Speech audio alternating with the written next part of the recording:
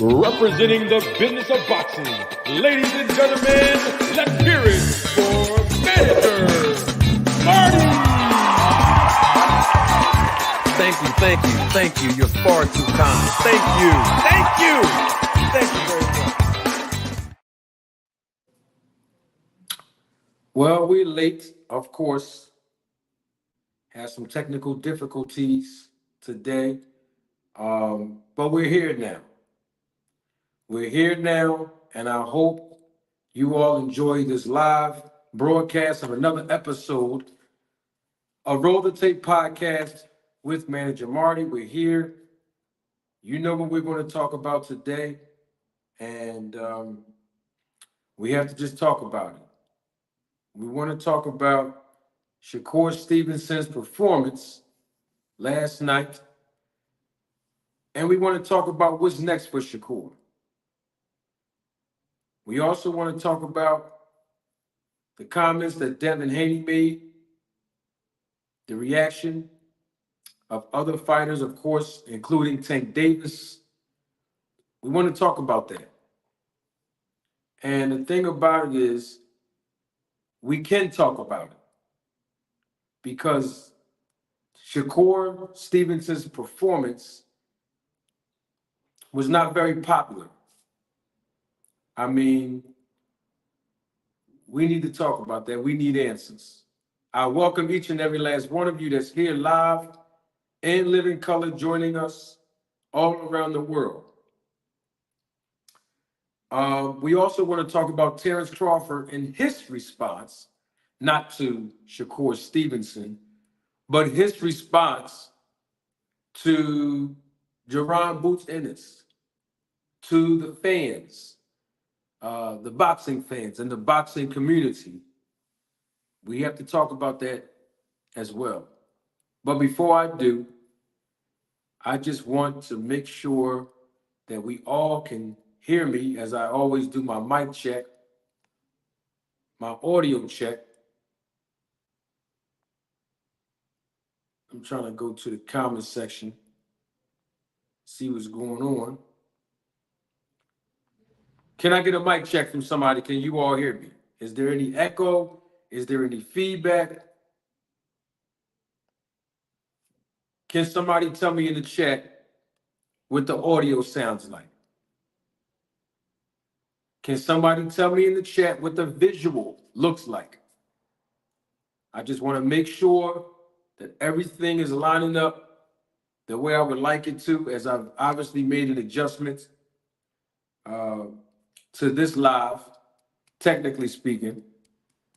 Can somebody in the chat tell me if there's an echo, if you can hear me clearly, if you cannot hear me clearly? I just want to make sure the audio is clear. Mic check, 1, 2, 1, 2. Thank you, Dink. Says the visual is fine. And Dink says that he can hear me clearly. Is there any echo when I speak, Mr. Dink? Anybody? Salute to you, Hector. I see you as well. We need answers. And we're going to provide some answers about Shakur Stevenson's performance. We also want to provide some answers to Terence Crawford's response. We want to provide some answers for Devin Haney's response. Now, when I say Terence Crawford's response, I'm not talking about his response to Shakur Stevenson. If he has a response, I haven't heard it yet. But I'm talking about his response to you, the boxing fans, the boxing community. I'm talking about his response to Boots Innis. I'm also talking about the response of Tank Davis. I believe he also tweeted something regarding the performance or the lack thereof of Shakur Stevenson. And so we diving right into it today. I want us to dialogue. Salute to everybody that's acknowledging me in the chat. I welcome each and every last one of you. It does not matter who is not here today. What matters is that you are here. live and living color. And I thank you for your investment that you are making with your time. And I'm sure somebody, at least one person, is going to provide another investment, and that is your contributions and monetary support of this channel today. Now, let's get right into it. My energy is not there as it always is, according to me, because I'm a little bit disappointed. And I'm not talking about the Shakur Stevenson's performance last night. I'm more so talking about the fact that I was trying to set up,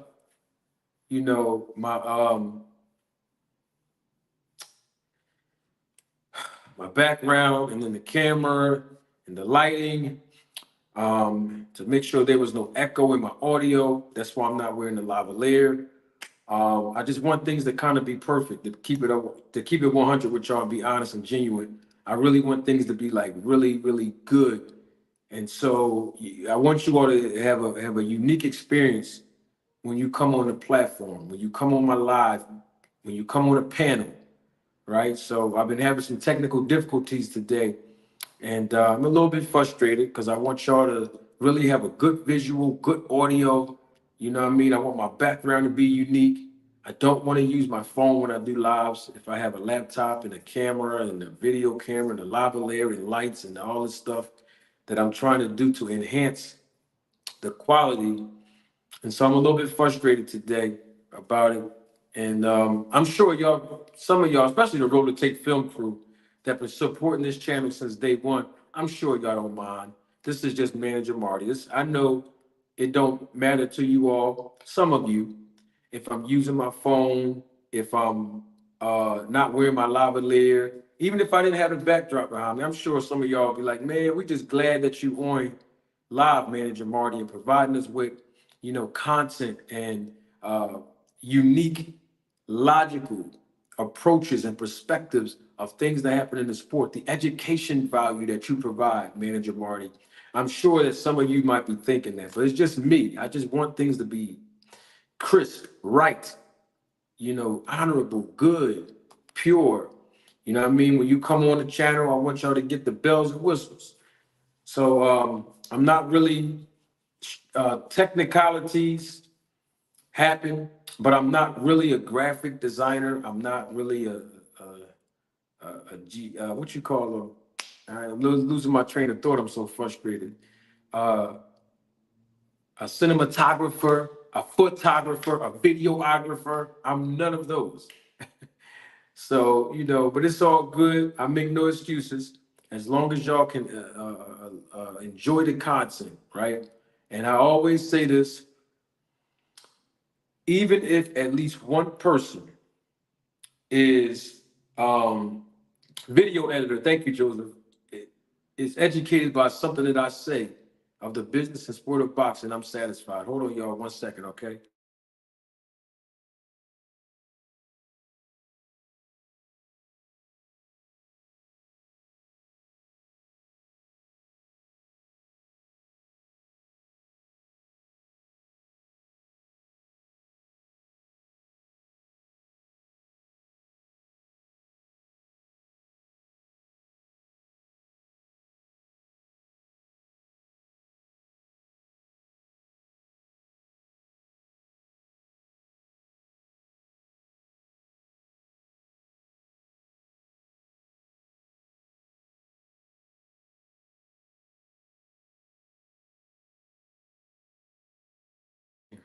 I still was on mute, sorry, I had to take that call.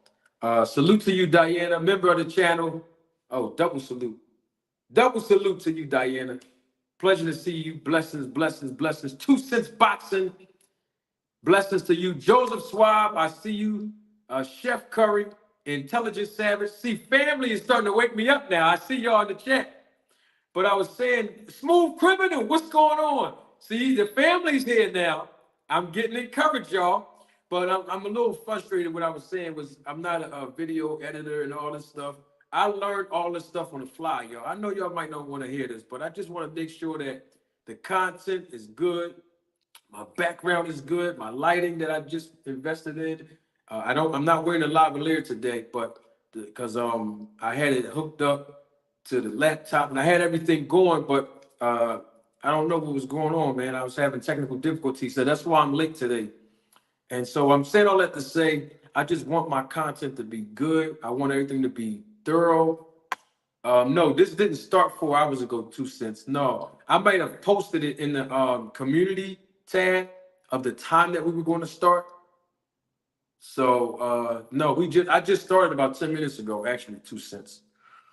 But I'm just frustrated, so my energy not really there. But I'm gonna pick it up though, because I see people in the chat, that been supporting the channel, and I feel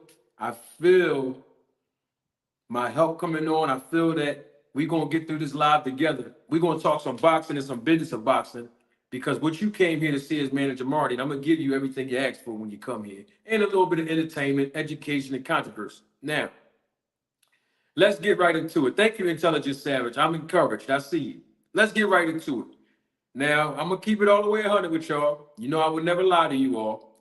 I did not watch um Shakur Stevenson versus De Los Santos live.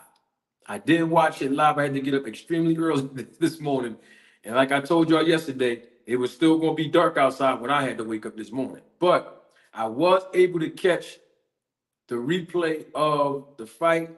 Most of it was highlights, but there was a person who had the whole fight on there. The graphics wasn't as clear as like ESPN, of course, on YouTube. I don't know if it's still up there.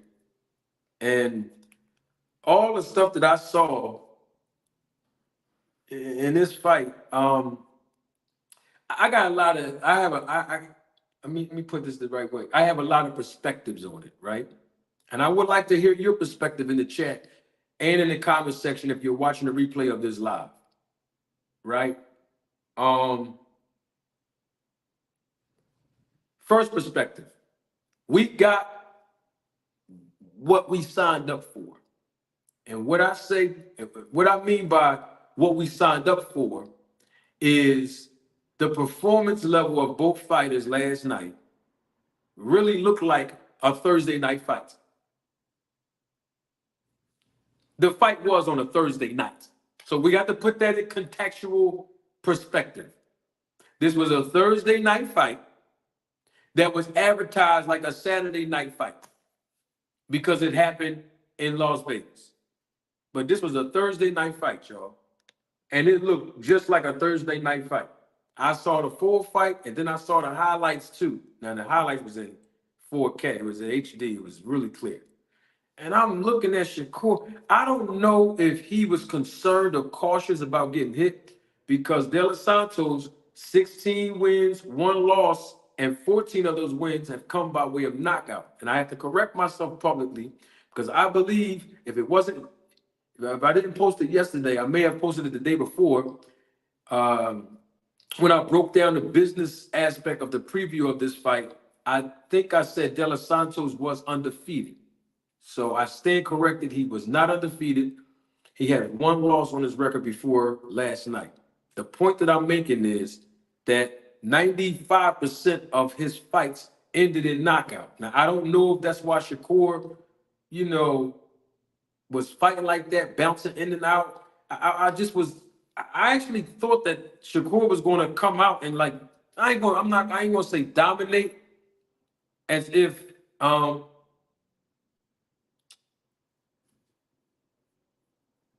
I know De La Santo was going to fight. I told you this in our preview that I published. He wasn't going to come and lay down, right? But the thing about it is, because we've seen Shakur Stevenson dominate fight after fight after fight, our expectation level for Shakur was to come in there and dominate. Maybe I should say it like that. And Shakur was trying to set him up, and De Los Santos was like, I see the traps that I see it. I'm not even going for it. And on top of that, to me, De Los Santos he didn't do his best according to in other words, he could have done better. But he looked all right, though. De Los Santos looked okay as a B-side fighter that came into this fight with the pedigree of a Shakur Stevenson, an undefeated fighter, great amateur background, Olympic background. De Los Santos looked all right. I'm gonna keep it 100 with y'all. And because he looked all right, and because Shakur didn't, and I say all right because I'm talking about an expectation level. I couldn't find too many people that thought that De Los Santos was going to win this fight before this fight happened. So that's what I'm saying by the level of grading has to be different. In other words, is if I give De Los Santos a C for his performance, that's to be expected, right? Because we saw him get dropped in his last fight, and he did close the show out, but we still was not convinced as boxing fans, generally speaking, that he was going to go in there and do that to Shakur or knock out Shakur or stop Shakur, right? So De Los Santos looked like he had a better amateur pedigree. And I'm not saying he did or he didn't, but for me, I'm just saying him fighting the caliber level of fighter as a Shakur Stevenson, he did fairly okay. Now, Shakur Stevenson, on the other hand, you know what I mean? I just feel like he couldn't do nothing to the guy. Like it's like every time I saw each round going by, I was saying to myself, all right, so this is the round where Shakur going to step it up now. This is the round where experience is going to step it up now. Because remember, and I say experience, wasn't Shakur Stevenson sparring Terence Crawford? Even if he didn't spar him in this camp, he was sparring him in the camp with Terence Crawford several times even before this fight. So, of course, his level of experience actually will improve and increase, right? And it's like we was expecting Shakur to go out there and handle business. In fact, I wanted to see how Shakur was going to respond to the boxing ability and power of De Los Santos, being as though he was in Las Vegas. And I told y'all in my preview of this fight, in the published content I produced, that Shakur Stevenson needs to make a statement in this fight from a business aspect. Remember, go on BoxRec and you'll see, you know, that Shakur Stevenson is not accustomed to fighting outside of New Jersey, fight after fight after fight after fight. So I'm like, this is the time where Shakur needs to step it up in this fight in Las Vegas so that he can set up a bigger draw with a bigger name and generate bigger revenue and interest the casual fans that came out to support that probably locally reside in Vegas. For example, Floyd Mayweather, according to the interviews that I saw, Shakur Stevenson, he was in when I was watching this stuff earlier, Floyd Mayweather was there. Now, I'm not saying you should show off for Floyd, because if Floyd didn't think you was good as a fighter, he ain't coming to your fight, whether it's in Vegas or not. But what I'm saying is Floyd Mayweather basically invested time to come to the fight. And Shakur Stevenson did not look as good as we all expected him to. And not only that, Shakur Stevenson didn't look like we expected him to in his last fight before this fight. So there's 2 fights in a row based on our expectation level of Shakur Stevenson. Not only did we have an expectation level because of Shakur's talent, we also have an expectation level because Shakur Stevenson's mouth. In the buildup of this fight, y'all seen the weigh-in now, Shakur Stevenson was talking greasy. And I'm sure De Los Santos was talking greasy too. But I'm talking about Shakur Stevenson. He was talking real heavy. And so our expectation level was, okay, Shakur said he's going to F him up. Oh, Shakur going to get in there and dominate this guy. And he rolled with Terence Crawford. So he got experience with, sparring Terence Crawford. He's been in camp. for the duration of what, almost 2 months. And according to him, Shakur, I'm talking about interview, he said he's been training basically since April of this year. I'm not making no excuses, and neither is Shakur. Yeah, he kind of could have been burnt out. But my point is, this was the fight in Las Vegas, of all places now. We're not talking about New York City. We're not talking about New Jersey. Both of these locations are on the East Coast. We talking about on the West Coast in Las Vegas, where Tank Davis is the headliner out there, where we also seen Devin Haney headline out there. That's the time where Shakur, from a business standpoint, got to step this up. Now, I got to give you this. Hold on, let me get my phone just dropped. Now, let me give y'all this here. From a business aspect, I have a question. Let's see if we have people that listen to me when I talk about the business of boxing. Let's do a small little trivia. Quick question. Who was the matchmaker of this fight? Y'all have heard me say his name on this channel 1,000 times. Who, not 1,000 times, 1,000 times. Who was the matchmaker of this fight? Question number one. Who matchmade this fight? Who put this entire card together? Yes, Top Rank was the promoter, but there's a certain individual, and I'm going to, and many face publishing. I'm gonna tie it all together with Top Rank. So technically you are correct, but there's a person that matchmade this fight. He's a Hall of Fame matchmaker, and he also have been working with Top Rank for decades. He's one of the best, if not the best matchmaker in the business. I'm going to tell you his name. I've said it thousands of times. Watching y'all hear me say his name, y'all gonna be like, oh yeah, you're right, man, Jamardi, you always say his name. Brad Goodman.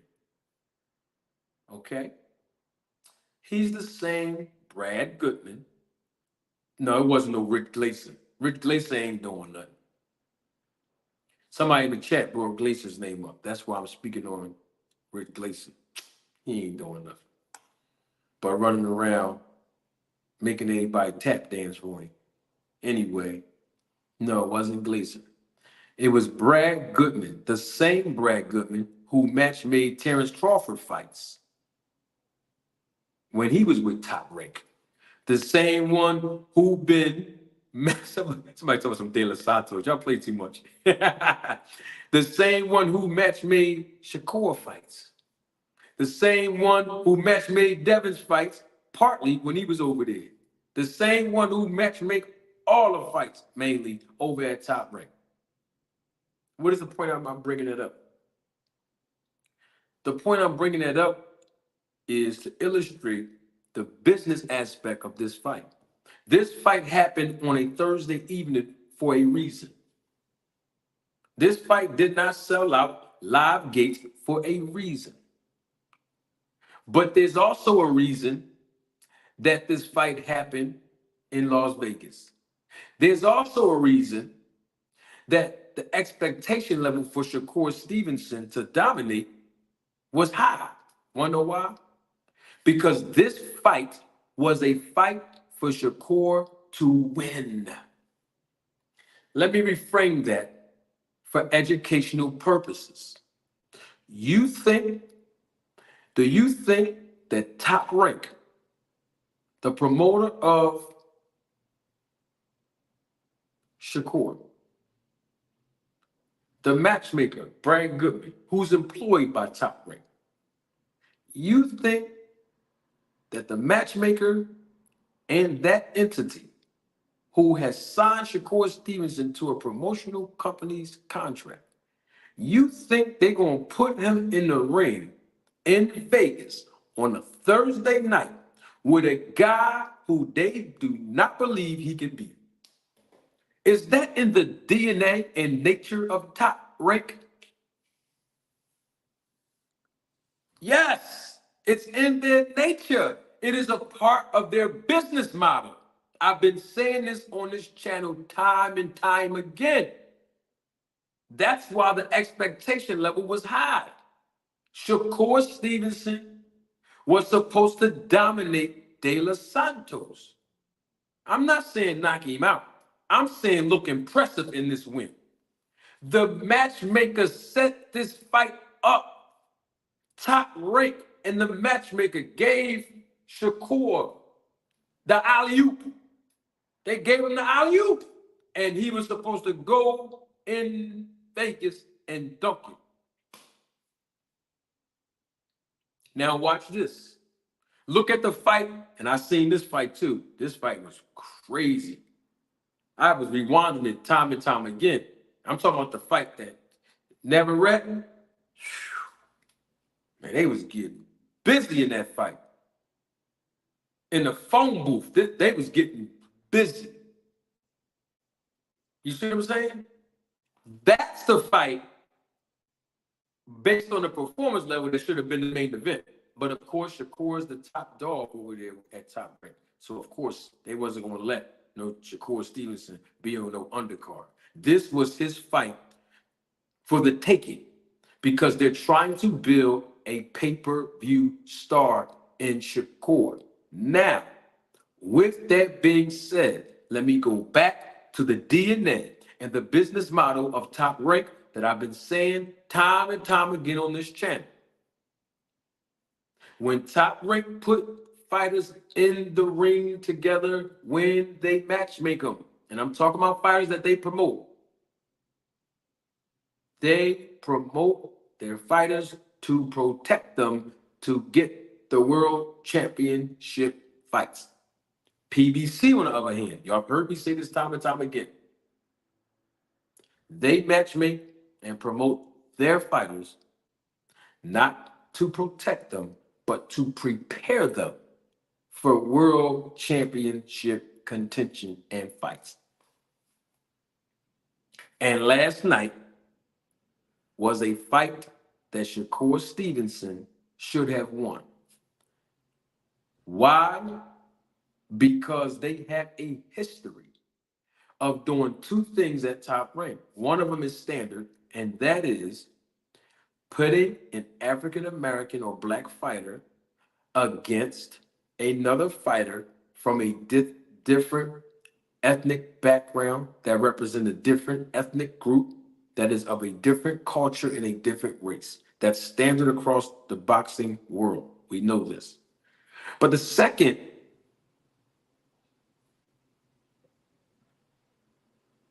piece to it is so that you can win. And we can justify charging fans the money that we're going to charge them so that you can be on ESPN Plus. You see what I'm saying? If you're going to perform like this, I'm talking like a promoter now. If you're going to perform like this, and this is your second consecutive fight where you're performing in a lackluster position and you're not exceeding or at least meeting our expectations, then it's going to be hard for us as a promoter to justify charging the fans to see you fight on ESPN Plus, the pay-per-view arm of ESPN. You could have stayed on ESPN, the regular network, for that, right? So this is what they did. They put Shakur Stevenson in Las Vegas on the ESPN Plus arm of the platform against a fighter who has a 95% knockout ratio to build the promotion up, to hype everybody up to say, oh man, he might knock out Shakur. It's business, it's not personal. So that Shakur Stevenson can go in there in Vegas and show his skill set. But instead, Shakur Stevenson did not do that. To me, he fought cautious. To me, he backed up a little bit too much. to me, he did not meet the expectations of his promoter. I'm not hating on him. And I'm not trying to criticize Shakur. I like Shakur. I think he's still a good fighter. But at the same time, when a promoter is investing money in you and the promoter can't recoup, at least at the minimum, their initial investment, you're going to start having problems with the promoter because they're losing money. You're supposed to go in there with the fights that you're supposed to win, and you're supposed to win them in a specific fashion. Okay? And that's all I'm saying. You know? All right. You see, here's a guy in the chat. Don't time him out, please. Moderators, don't time him out. Please. 40 Street Black. You always be in the chat. You've been in my comment section all week. You've been in my comment section really since I've been on YouTube. But particularly this week, man, I've been seeing your name all over the place in my comment section, as always. And you're very critical. And I see the stuff that you said, right? Now, I did this before for you, and you didn't come up. So now today, because I made a reference about PBC fighters and top rank fighters. And I see that you're in your feelings and you call me a moron. That's what you said on my channel, brother. I don't take none of this personal. But I got something for you today. Okay, it's in the chat. 40 Street Black. Don't nobody touch that. Don't nobody touch that link. 40th Street. I flew the kite in the chat. That's for you. Come on up here. I got to ask you something. I just want to ask you a question. Come on up to the front. Come on. 40th Street. Link is in the chat. I want to ask you something. Okay? Come on up. And I'll give you a solid 40th Street Black. I'm going to tweak a rule just for you today. You don't even have to show me your face before you get on here. You know how I make people show their face in the background first before I add them to the stream? I'm going to eliminate that rule just for you today. 40th, what's his name? 40th Street? 40th Street Black. Come on up here. I want to ask you something. The link is in the chat just for you. Nobody's going to touch the link. That's just for you. And I'm about to pin it to the top too. So you won't have no problems finding it while the chat is going on. All right? Come on up. While we're waiting for 40th Street to come up, because he seemed like he has a lot of courage. I invited him a couple months ago. He didn't want to come. Hopefully he come today. While we waiting for him. The thing about it with Shakur, right, is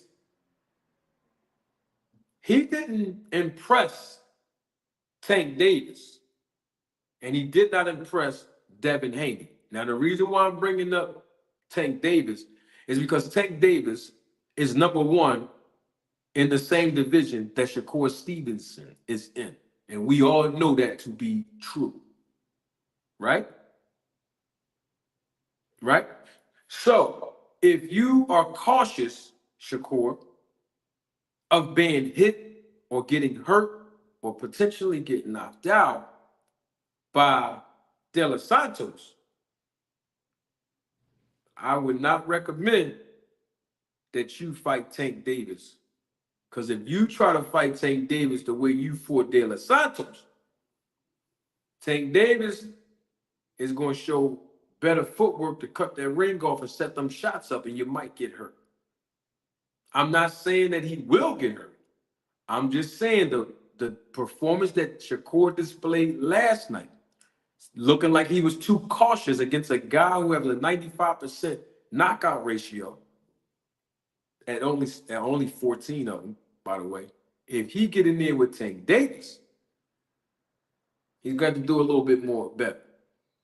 Now, I also noticed that Devin Haney threw some shots at Shakur. We still waiting for 40 Street Black. Did y'all time him out? Maybe he got timed out and he don't know that I sent the link. Did anybody time 40 Street Black out? Did anybody time 40 Street out?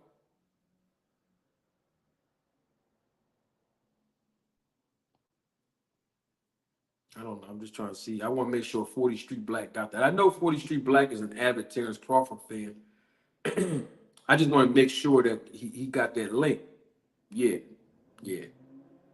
Oh, you timed him out.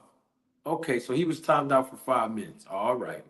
Matthew Thomas, member of the channel. Double salute to you, Matt. My guy, all the way from Vegas. Yeah, so what it is, Matt, as you just came in, we're waiting for a guy named 40th Street Black. And 40th Street Black made some disparaging remarks about me, calling me a moron because I made a reference teaching people about the business methods, so to speak, and the business models of PBC versus Top Rank. And I was basically saying that the business model of Top Rank is to match their fighters up, and I'm saying their fighters, the fighters that signed to their promotion company, match their fighters up to protect them to get to the world championship title and or the contention. Compared to PBC, the way they match their fighters up is they prepare their fighters for world championship contention and or world championship title. All right. Yeah, I know. 2 cents. You good, sweetheart. I know what's going on. I see you. Yeah. No, I know you did that before I said, I got you. It's all good. So that's what I was talking about, Matt. And then the guy, 40th Street's Black, he's a Crawford fan. And, he just went on a small little tangent. So what I did, Matt, you know me, Matt. You know how I am. I sent the link so he can come on up here. Because I wanted to ask him a question about something. So when he finished getting timed out, hopefully he's still here and he can hear me. I don't know what timeout means. I know that timeout is like you can't be on the stream, but I don't know if that means you kicked off. I don't know how it works, but all I know is if he can still hear me. I don't know if he can still hear me or not, but 40th Street Black, link is in the chat, and I'm about to pin it to the top. So when you come back in, boom, you can come on up here because I want to ask you a question about something. I will say this, though. And I want to say 2 things. Number one, I think Shakur Stevenson and this guy, De Los Santos, they need to run it back one more time, to be honest with you. I'm going to keep it 100. To me, by it being as close as it was, and it was not competitive at all, and one part of me is saying if they run it back, it's a possibility that, they might look the same and do the same thing. But to save the fan base some money and still give these 2 fighters the exposure to rematch, y'all they're gonna have to put it on regular ESPN. I know that don't sound like a good business move, but you can't justify charging the amount of money that you charge when both fighters look like they both called each other on the phone and said, look, let's go in there and get this check real quick, and let's go home in one piece. Don't come out with your best. I'm not gonna come out with my best. And then that's it. But the other side of me is like, no, they need to run that back. They need to run that back. You know why? Because I want to make sure Shakur Stevenson grow in this business. He's still green now. Salute to my guys. AM Sports Media is in the building. I see you. And so both of these guys definitely need to work on some things, but they can actually work on it before they fight in the rematch, if that ever happens. But you can't justify charging people pay-per-view rates for a performance like that. And if you go on BoxRec and if you hear the commentators and you hear the ring announcer, this was supposed to be for a vacant title. This fight between Shakur Stevenson and De Los Santos was supposed to be for a vacant title. And the second thing I want to say, let me make sure I put the link in the chat for 40th Street Black when he gets up here, or when he get back on the stream.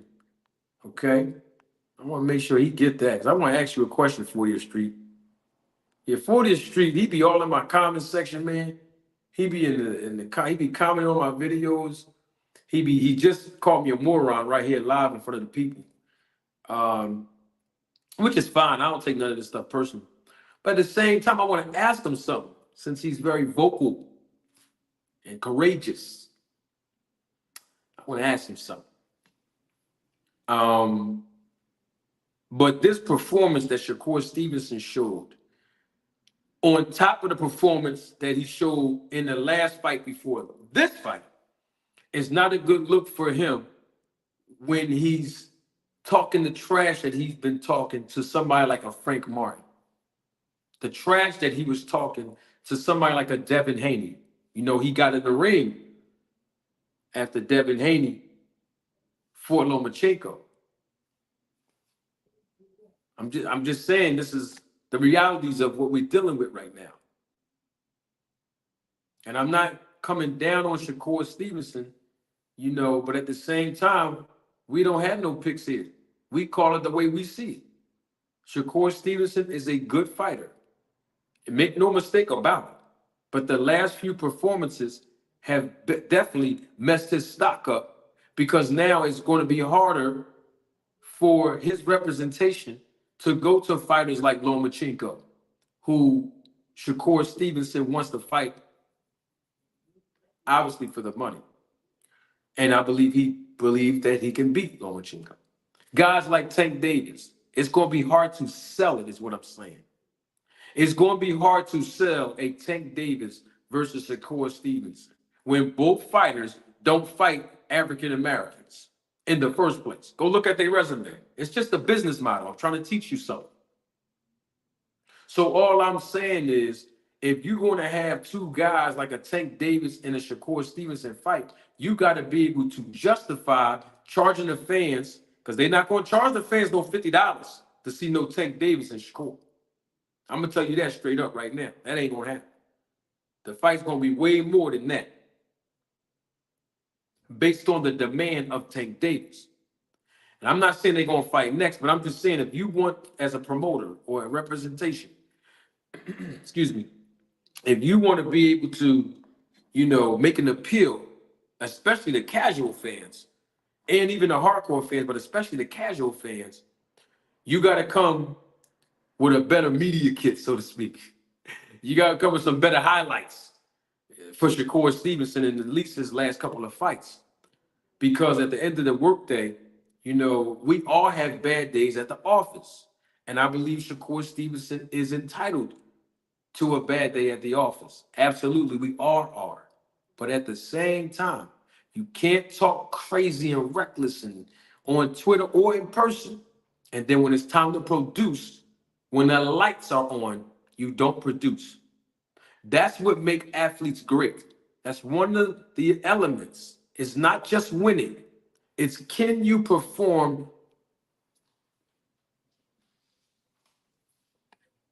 under the lights?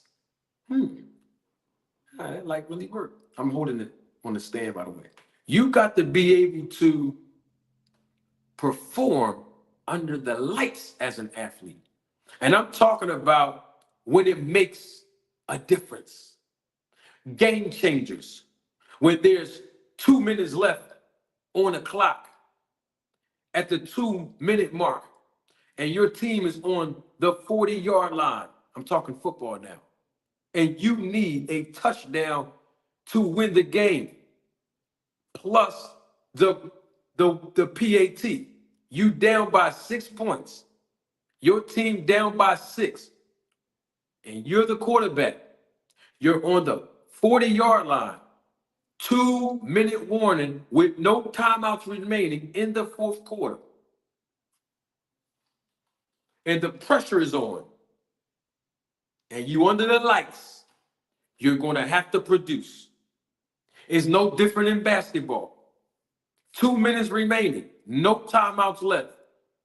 You at the other end of the court, not half court, you at the other end of the court. Your biggest defensive player and your biggest offensive player is in foul trouble. So you can't afford to miss and give the ball back to the other team because you down by 3 points. And you can't stop the clock unless a foul happens, which the other team is totally not going to do that, so that you can go to the line. No, they're not going to do that. But your star player needs that ball in his or her hand.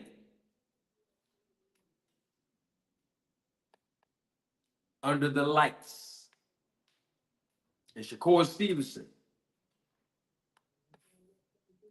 he was under the lights last night. In Las Vegas on a Thursday night of all nights. On the West Coast. And Terence Crawford was there. Andre Ward was there. Floyd Mayweather was there. His support system was there. When you under the lights and the pressure is on, this is what great athletes are made of. And so Shakur Stevenson did not produce. But Manager Marty, oh yes, that's why they call me Manager Marty. Because I help people manage for solutions. I help people manage to get great results. Many of you already know this, especially the Roll to Tape film crew members that's watching me live and live in color. I am certified as a credit counselor and specialist. I am also certified as a tax practitioner. So I help people manage their taxes, consumers and business owners alike. I am a manager. I help people manage their credit and their finances, consumers, individuals, business owners alike. Financial coaching, that's what I do. I'm a manager. And of course, as you already know, I'm a boxing manager. And one of the things that managers do is we help people manage to get the results that they're looking for. And so because Shakur Stevenson, in the last 2 performances that he's had, especially the one last night, under the lights, I have to manage to help Shakur Stevenson find the results he's looking for. And you heard me use the word performance all day long for the last 46 minutes we've been on live. 48 minutes, we've been on live. So as I put my glasses back on, Shakur Stevenson, if you are listening, Manager Marty's going to help you today manage to make the right decision to get the results you are looking for. I mean, let's keep it real, Shakur. You already hanging with Terence Bud Crawford anyway. In fact, Terence Bud Crawford is your idol. Your words, not mine. Terence Bud Crawford is your mentor. And so follow Terence Crawford to get the results that he got when he questioned his own performance. Now, Shakur, I respect you, Shakur, because you didn't make any excuses. And I appreciate that, young man. But since we're talking about performance and being underneath the lights, Shakur, you're going to need to do one thing, Shakur. I'm going to help you right now, Shakur. Yep. Shakur Stevenson, I like you, young man. You can fight your behind off. And you know I'm from the East Coast and I represent Jersey. But at the same time, Mr. Shakur, if you want your performance to look better than it did in your last two fights, including the one from last night, not last night, you're going to have to go get down with the SNAC program. Oh, yes, Mr. Shakur. You got to go down and follow the path of Terence Crawford, your mentor. Get with the SNAC program. I'd be surprised if Bud didn't tell you nothing about it anyway. In fact, you've seen the results in Bud's last three performances, including his last performance with Errol Spence. Hey, get down with the SNAC program. Shakur Stevenson, ain't no shame in the game, brother. Because guess what? Devin Haney with the SNAC program. You see how his performances look. You just need to go down with the SNAC program, Shakur. Call your man Crawford. Say, Bud, give me Victor Conti's number now. Text it to me. And when you call Victor Conti, bro, I can assure you that your performances will be enhanced. So go down with the SNAC, man. You got to go down with him. That's Manager Marty's advice for you, Shakur. Get down with the SNAC program, man. Now, people telling me in the chat that they thought that you was already with him. I don't know, because I didn't see the SNAC on your trunks last night. Now, if you on the program, then I'm going to have to recant what I said, and you need to leave them alone. Leave the SNAC alone to get your refund, because it look like it's working for you. But you know, your man Bud already told us that it's different programs for different fighters. So if you are on the SNAC program, you might need to enhance your program to enhance your performance. That's all I'm saying. But I don't think you want it yet. I don't think you want a program yet, but you might be. But if you ain't, SNAC program for you, Shakur Stevenson. And if Bud won't give you the phone number to Victor Conti, I'm going to keep talking about it on my YouTube channel. And we're going to advocate for you right here, live and living color, so that Victor Conti can open that door so you can get down with the SNAC program. That's my word for the day for Shakur. Let me get these super chats right now. Starting with my guy, day one supporter on the channel. Always a pleasure. Many Face Publishing. Double salute to you, Many Face Publishing. Thank you for your contribution. Thank you for your support to the channel. Many Face Publishing says, Shakur is gifted, but to win over the fans and get to the next level, superstar status, he has to take chances and perform if he cares about his legacy. Many Face, I have to totally agree with you. He has to erase the doubts and memories that are still embedded in the minds of boxing fans that saw that fight last night. He has to, in order to reach that superstar status, absolutely. Now, of course, he also has to fight a superstar boxer, right? And so, but at the same time, right now, in the meantime, in between time, since we know Tank Davis not going to fight Shakur, you know, like in the next 6 months, none, I don't see that really happening. You know, that means that he's able to get another fight in between. You know, let's say if he do fight a Tank Davis after that or whatever the case might be, to reach that superstar status, he definitely has to take chances and perform. Like Many Face Publishing is saying, I totally agree. Under the lights, you have to take a chance. You cannot be overly cautious. It's good to be cautious and show defense. That's all about being defensively tactic in the ring. Or let me reframe that, defensively tactical in the ring. But at the same time, if you're going to be that cautious against a fighter like a Edwin, you know, when you get in there with guys who know how to throw straight right hands and straight left hands and body attack and mixing up the punches and going up and down and up, like a Devin Haney, who has good defense, and then a guy who has power, good footwork, and boxing technique like a Tank Davis, it's not going to go well for Shakur. You know what I mean? That's just keeping it 100. That's just straight up just keeping it 100. 2 Cents Boxing, thank you. Double salute to you for your contribution and your support to the channel. 2 Cents Boxing says, as a quote unquote hardcore fan, would y'all say he displayed the sweet science, hit and not get it?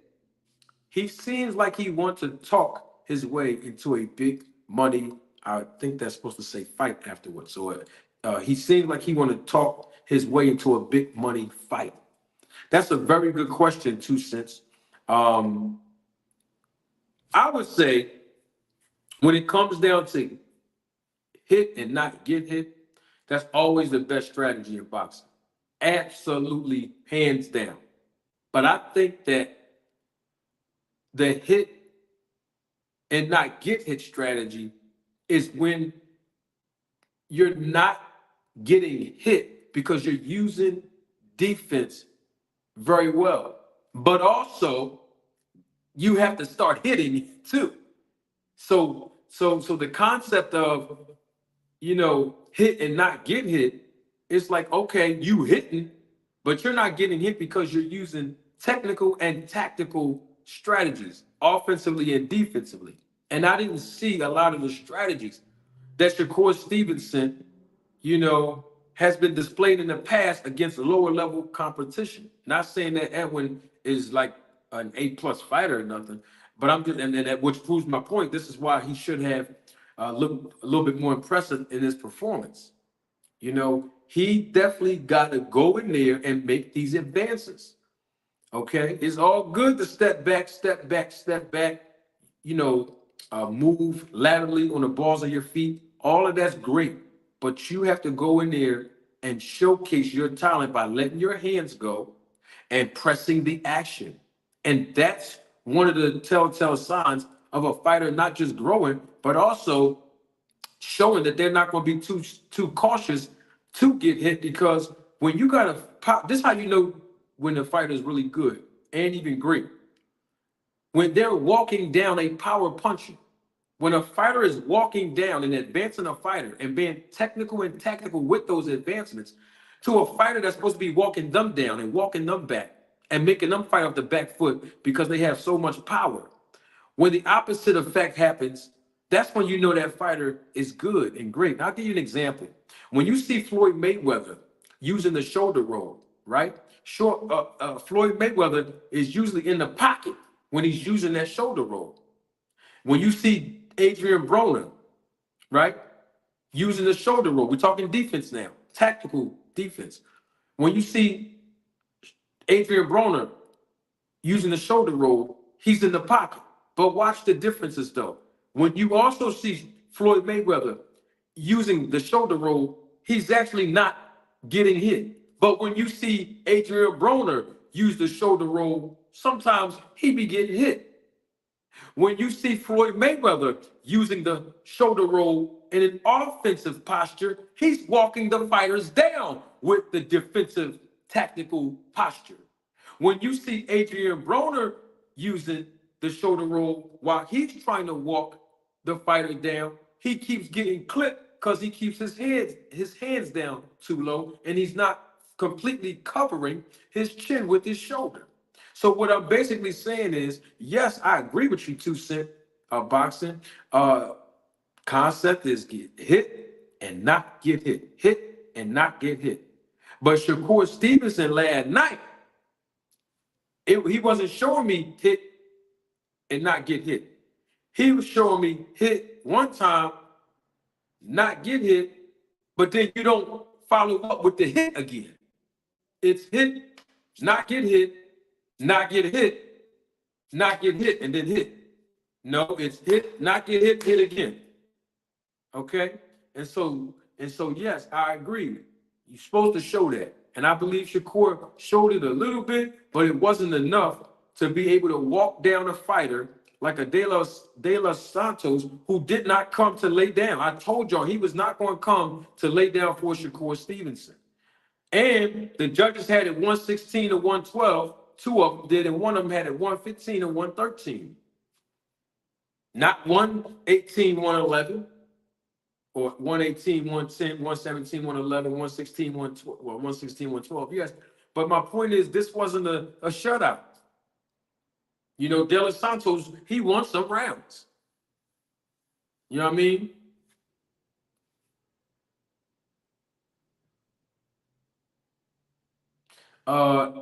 Intelligent Savage asked me a question. Outside of the program, I believe he's talking about the SNAC program. Outside of the program, who would you move him with in this next outing, Manager Marty? Or someone like who should be his next fight? I think that's a good question. Right now, his next fight should be, you know, with De Los Santos. De Los Santos was more competitive with Shakur Stevenson than any of his previous 20 opponents, in my opinion. And so why not run it back? Because if you don't run it back with De Los Santos, who else you going to fight that's going to draw you that money? And it don't have to be on a Thursday night again. But I'm just saying, like, from a business aspect, who else is there to fight to justify, you know, charging fans almost $60-something to see Shakur Stevenson perform like that on an ESPN Plus arm? You still got to build the fighter back up and build the fighter's confidence back up, especially after a poor performance and or a loss in this business. So I think his next outing should be an immediate rematch with De Los Santos. Because we want to do what? Erase the short-term memory of the fans that came out to support Shakur in Las Vegas and everybody that bought the pay-per-view last night. And it's a winnable fight. Now, it's going to be very competitive if both of these fighters fight the way that their styles, you know, have shown us. This could be a very competitive rematch. You know what I mean? Many Face Publishing, thank you. Double salute to you again for your contribution and your support to the channel. Question, do you think Shakur was so focused on not getting hit that he took himself out of range to land counters? Absolutely. That's why I say, yeah, it's supposed to be hit and not get hit. But to me, it looked like Shakur was hit, not get hit, not get hit, not get hit, and get hit. Because he was more cautious of not getting hit instead of being more cautious to understanding, I know I'm going to get hit, but I'm going to reduce the amount of times I get hit by showing tactical defensive skills and fiery offensive skills and setting up my punches. Shakur Stevenson can beat De Los Santos. But the Shakur Stevenson that we expect to win did not show up last night. So, yep, that's a good question, Miniface. Absolutely. I see my guy in the chat, too. Band Up. What's going on with you, Band Up? All right, so we waited too long for the guy, 40th Street Black. He ain't even come up here. All that trash he talk. I ain't seen him in the chat yet after all of that. These guys crack me up. Link is still in the description, is still in the chat though. That's for anybody that want to come up. But anyway, Band Up says, hold up, what's going on here? Hey, what you talking about, Band Up? What's going on? AJ64? Okay, hold on, y'all. I'm trying to read this. What's going on? AJ64, what happened? He said something about Bud. Okay. Oh, so Band Up in AJ64. Y'all got something going on. All right. I think Band Up, you said my name. I don't know what happened. Look like y'all going back and forth. All right, it says AJ64 D right. Blue, I think that's it's supposed to be blue blood. I don't know, but is that supposed to be blue blood? It says blue. Blue go hard in his own lane. You saying something that's irrelevant. Marty knows I support him just as well. How y'all get on talking about blue blood, man? What happened? I don't know what's going on in the chat. Yes, Band Up, absolutely. I do think that Shakur lost pay-per-view points. And I mean it in the sense of the fan base who bought the pay-per-view. It's going to be hard to convince us again to pay another 60 something dollars to see Shakur fight. And that's why I think to erase and eliminate the doubt that fans might have against Shakur being on ESPN Plus, which of course he's going to be on ESPN Plus again, as he should, business wise, run it back with this guy and be a little bit more competitive. You know what I mean? And then that'll show that he's ready for, the big fights, so to speak. We have somebody named Coach Ed in the background. Coach Ed, I don't recall seeing your name in the background. But if you can do this favor, Coach Ed, if you can turn your camera off, just so I can see that you're not trolling and you are a real person, Coach Ed. And when you come on, though, when I add you to the screen, if you want to keep your camera off, you can. So Coach Ed did just show me his face. I'm going to bring him on in just 1 second. But I want to double salute my guy, Intelligent Savage 629. Thank you for your contribution and your support again, as always. Intelligent Savage 629 says, thanks for always bringing us the goods, Manager Marty. Absolutely, Intelligent Savage. You know I like giving y'all fresh bread. And when I say fresh bread, I'm talking about food that is a different type of food.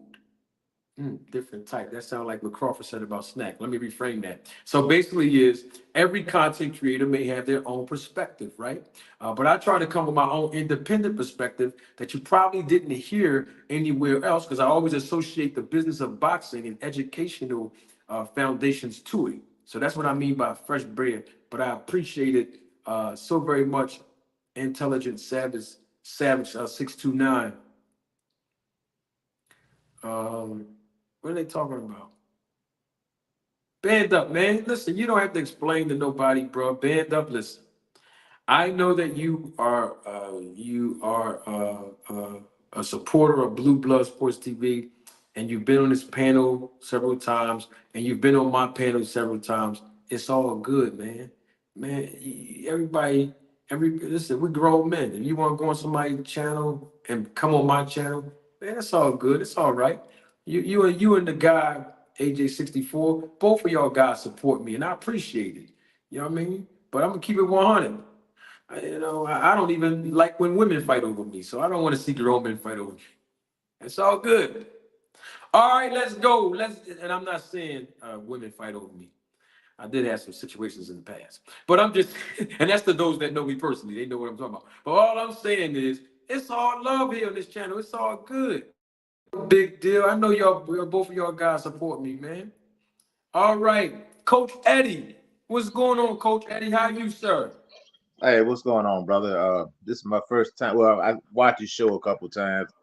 I will never come on another man's platform and troll him. First of all, I'm too old for that.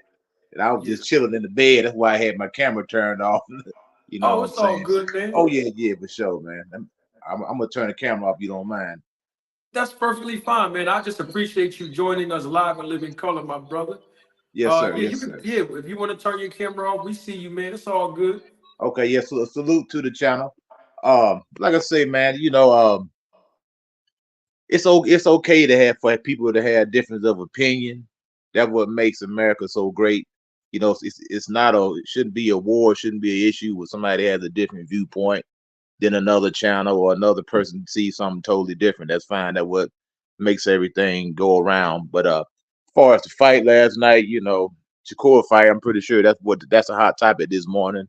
I was, I was thoroughly disappointed. I'm not even gonna lie, but I didn't really expect much out of the kid anyway because I don't crown fighters so quickly. The Bible said, "Lay hands on no man suddenly." And I'm definitely not gonna lay hands on these new guys yet because they don't have the resume, they don't have the accolades, they haven't been through the wars for us to crown these guys as the so-called new four kings. Kind of comparing them to the Ray Leonards, the Hitman Hearn, the Marvin Haglers, the Roberto Duran, trying to compare them to the greats. They hadn't earned that yet. And I just think last night, I believe that the moment was too big for Shakur Stevenson. I fought myself, and sometimes, I remember when I was an amateur, sometimes I would freeze up when certain family members would come because I would be nervous. I didn't want my mom. I didn't like my mom to come to my fight because your mom don't never want to see you get touched up. So I always had that in mind. Sometimes I didn't want to take certain chances because I fought in the light heavyweight and heavyweight division when I was an amateur. Those guys could punch, and I didn't want to take any chances of my mom seeing me get clipped. So I fought different when she was in the audience. Because I know she thinking about just looking at me as a baby. But to say all that to say this is, I think that the moment was too big when you had Andre Ward, you had Floyd Mayweather, you had Terence Crawford in the locker room with this guy. And I knew that was a recipe for a disaster right there when I seen that. I said that put too much pressure on that boy. I don't think he's ready for that. For those being in the presence of those greats who solidified themselves. When you're in there with four Hall of Famers putting their stamp of approval on you, and you go out there and lay an egg like that, it's not a good look, man. Not a good look at all. Okay. So when you say the moment was too big for Shakur, are you saying it's only because, in other words, is he only performed like that because four Hall of Famers were there and he knew before he got in the ring that they were there? Is that what you're basically saying? Well, not I think that was a part of it. I also think De Los Santos had something to do with it also because he was going in there with a dangerous guy, and in those little 8-ounce gloves, it don't take much. And he's going there with a guy that was known for punching, and everybody been telling Shakur the whole while, even some of his homeboys, that he used to work with and spar with, saying, "Look, man, this guy can crack, man." So that's got to, when you in your heart of hearts, when you laying in the bed at night and you think, you got that fight coming up, and that, you fought before, that date is on the calendar, and it's getting closer, and it's getting closer and getting closer. You got to go in there with this dangerous guy, and he didn't show up last night. I think Shakur he's a great talent. He has a bully mentality though, and you don't have to be a power puncher to be a bully. For the simple fact that those guys that he knows that he has the upper hand on, he has some type of tactical advantage, size advantage, a skill advantage. He bullies those guys. He walks to them, he breaks them down. May not knock them out, but he thoroughly embarrasses them. He thoroughly outclasses those guys. And with this guy, Shakur was like a cat in a room full of rocking chairs, man. You can see it. He was nervous. That nervous energy, jitteries all over the place. He didn't perform well, in my opinion. Okay. Definitely respect your view. But that reminds me of Terence Crawford. Wouldn't you say, Coach Eddie? I mean, he's very confident when he's fighting lower level competition. And I believe that's the reason why he didn't want to fight uh, Errol Spence straight up. And that's why he ran to the SNAC program so that he can have that edge and have that confidence that he needed to seal the deal with Spence. Well, the thing about that, if SNAC it does give people an advantage. I call it legal performance enhancers. You have illegal performance enhancers and you have legal performance enhancers. It's telling you what it's doing right there. It enhances your performance, whether it be legal or whether it be illegal. And I think some fighters have, more money, have better options where they can take better supplements than others. But all of them, at the end of the day, all of them are taking something to enhance their performance. There's no fighter out there that's just natural anymore. If you popping the pill, if you making something that's made in a created out of laboratory, you can go to GNC and get something off the shelf that will enhance your performance. Is You that know what? true? Yes, sir. I mean, I taken things from GMC that I felt different. You know, when I was doing my boxing workouts, I did it normal, and then I went to GNC and I was taking a supplement from GMC, and I popped them pills that from GNC, or I drank that pre-workout or whatever from GNC, and I felt a difference in my performance. I had more stamina. I was able to, to punch faster, able to work out longer. But it was a legal performance enhancer. There's a lot of things in those laboratories that will give you an edge in your preparation. Well, So at that's the end of interesting. But yes, sir. Go ahead. that's interesting that you said the word edge and enhanced performance, and all you have to do is just go and buy it, over the counter like you did. But Terence Crawford, and you saw his interview, I'm sure you did. He said that being on the SNAC program doesn't give any of the fighters an edge, and he also did not buy any of the certain things that he used that no other fighter used over the counter, because he could have ordered that online or walked in the store, but he ran over to Victor Conti. So according to what you're saying, it sounds very logical. But if I put your words up against the words of a unified, undefeated world champion in multiple divisions like Terence Crawford, there sound like there's some kind of contradiction there. There's something wrong with the frequency, wouldn't you say? Yes, sir. I mean, I'm not going to sit up here and lie. I like Terence Crawford. I enjoy his fights. I enjoyed his fights in the past. I enjoyed his last fight. I wish it would have been a better outcome, with him and Errol Spence, because I like both guys. It's kind of like asking me to pick between two brothers, which one you like best. Because I like Errol and I like Terrence. And at the end of the day, it's called PED. It's called a PED, performance enhancing drug. They call that for a reason, whether it be legal or illegal. It enhances your performance. So if it didn't enhance your performance, why are you taking it?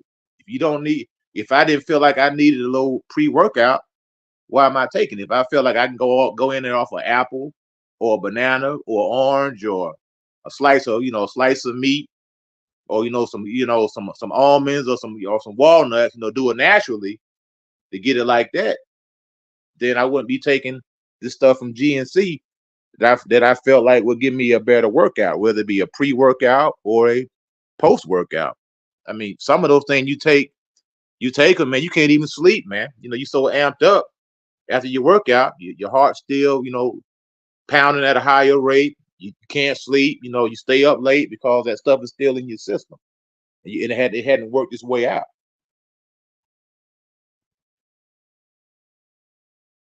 Got you. Let me get these two super chats here. We got my guy, double salute again to my guy, Joseph Swab. Always a pleasure, Joe. Thank you for your support and your contribution to the channel. Joseph says, thanks again, Manager Marty. I personally appreciate how you break down how you break the business down. I think some of us are not ready to listen and are only prepared to talk. Very well stated, Joseph. And I want to tell you from the bottom of my heart, my brother, I appreciate you investing your time and opening your ears to listen when I break down the business of boxing, man. And I'm glad that you are learning, because, like I always say, it only takes one person, to express that they are learning the business of boxing on this channel that satisfied me. And so I want to tell you again, Joseph, I appreciate you, man. Thank you for your support and opening your ears to listen, to how I break down the business of boxing. Appreciate it, man. Somebody else did it. Oh, Dink Dink. Salute. Double salute to you as well. Thank you for your contribution and your support to the channel. And my guy is here, Toon. Always a pleasure when Toon jump on and support the channel. Double salute to you, Toon. I appreciate your support and contribution as always to the channel. Toon says, just came in, don't know where we at in the convo, but I was okay with Shakur's performance. We know what Shakur is going to do. It was Edwin's job to cut the ring off, similar to Pac and Floyd. A win is a win. Toon, thank you for your feedback. We appreciate your perspective. And I haven't found nobody else but you, Toon, that said that they was cool with Shakur's performance. And you're right, it was definitely Edwin's job to cut the ring off, similar to it being Pacquiao's job to cut the ring off against Floyd. Yes, and a win is a win. I just think, too, that they should run it back, Edwin and Shakur. For those of us who think that Shakur Stevenson's performance, was not sufficient enough compared to him talking all this big talk, of course, as always, and also with the level of expectation we have for Shakur to win these type of fights. And so you came into the conversation just now and you missed it, but I'll say it right now, too, that since Shakur Stevenson's performances in his last two fights, particularly the last one last night, looked very, very mediocre. Hey, he might as well follow the same regimen that his mentor, Terence Crawford, followed. Hey, get on the SNAC program. It works. That's what I said that you missed, too. We got a guy here from Philly, my guy. Haven't seen him in a while. Always a pleasure for me to see him on the panel. But he was in the chat last night, I believe. And that's my guy, Dean. What's going on, Dean? Manager Marty, what's up, big bro? How you doing, man? Philly in the building. You already know, Manager Marty. Appreciate everything that you're doing, man. Appreciate you too, my brother. I'm doing pretty well. I was a little frustrated when I first got on here because I was trying to get my audio and the technical things together to give y'all a better experience, as far as the audio and the visual. But as I start talking more about boxing and seeing the love and the engagement in the chat, I just left it alone and forgot about it. And I'm starting to come back to just, leaving that alone, stop being frustrated, and just continue on live with the show. Life is all about making adjustments. Yes, So sir. I'm just happy, hey, I'm just happy to be here tonight. Hey, Manager Marty, I wanted to give you your flowers. You got the best logo in the game. I ain't talked to you since you upgraded it. That logo is fire. Whoever did that for you, tell them I said they did an excellent job, because I think my daughter's autistic, Manager Marty. Okay. But she's very, when it comes to, I'm blessed. She's on a lower scale where I don't have to deal with a lot of the difficulties that some other parents do. But she can draw, Manager Marty, like she just see it in her head, and it amazes me because I don't have that talent. Yeah. But I had to give shout out to your artwork because that is amazing. Like that logo, it represents you the right way, I feel, and I think that it's something that's boosting the profile. Like I said, man, whoever did that for you, tell them that us on your channel, we appreciate that, because that is fire. I appreciate it, Dean. I certainly will. And I have to say this because I think this is equally as important. So the logo that you all see, let me see if I got a picture, because some people can only see the short part. Let me show people what you're talking about. I think I have I don't have oh yes, I do. Here we go. This is the full logo. If people don't know what Dean is talking about, that's the full logo. Now the pose itself is a pose that I told the graphic designer to make, where I have a microphone in one hand and boxing gloves hanging as from a string. So what I did was I took a picture of myself just like this, with no boxing gloves in my hand or a microphone, and I did have a real suit on, by the way. Okay. And the graphic designer, I wanted a cartoon type logo. Yeah. And so the graphic designer, he went to work and he put it together, and I'm impressed myself, man. So I appreciate you giving me your flowers. I didn't draw any of this. I am not an artistic person at all. Dean, since you brought that up, can I ask you a question? Because I put 2 Cents Boxing on the spot yesterday and Band Up, and I'll ask you, did you see the intro to the podcast and some of my videos that I just started publishing? Yes, I have. I've been trying to check it. I know that you've been in and out with things, like you were just explaining what's going on, but I follow you as much as I can, Manager Marty. You from Philly, man. So, and you the big dog. Like, you know, we was going at it about the Crawford stuff. But at the end of the day, I'm with you over everybody anyway. We like just how that's how we rock where we from, regardless. So Oh, of course, absolutely, my brother. So it's the 22nd introduction, cartoon form. Most people have seen it, and I'm only bringing it up because the same graphic designer that designed my logo is the same one that created that wow. 22nd intro as well. Okay. Okay. They Yeah, did an amazing job, man. I just like I said, man, people that are art that have that artistic mind and things like that. I just like to give them shout outs because I know that's something that's from above. That ain't nothing you could teach. That ain't nothing that's you either got it or you don't. That's a talent. I appreciate that, man. You're absolutely correct, man. I'm not a person that can draw, so double salute to your daughter, who's a very artistic person, and she can just draw just by probably seeing things with her eyes and even in her mind. So she Yep. has a gift from God herself, man. Yes, sir. Yes, sir. I wanted to touch on this fight, man. Okay. I just wanted to say, like, Manager Marty, you know, we've talked and you know how much I like Shakur Stevenson. I told you who my 3 favorite fighters is. I got Gervonta, I got Boots, shout out to Philly. I got Shakur Stevenson. But I gotta be honest, man. On my channel, I predicted this fight. I told people the first 7 to 8 rounds, it would be close. And the last 4, I think Shakur will win all those rounds. So I had it going exactly how it kind of went. But my thing is, 2 things could be true, Manager Marty.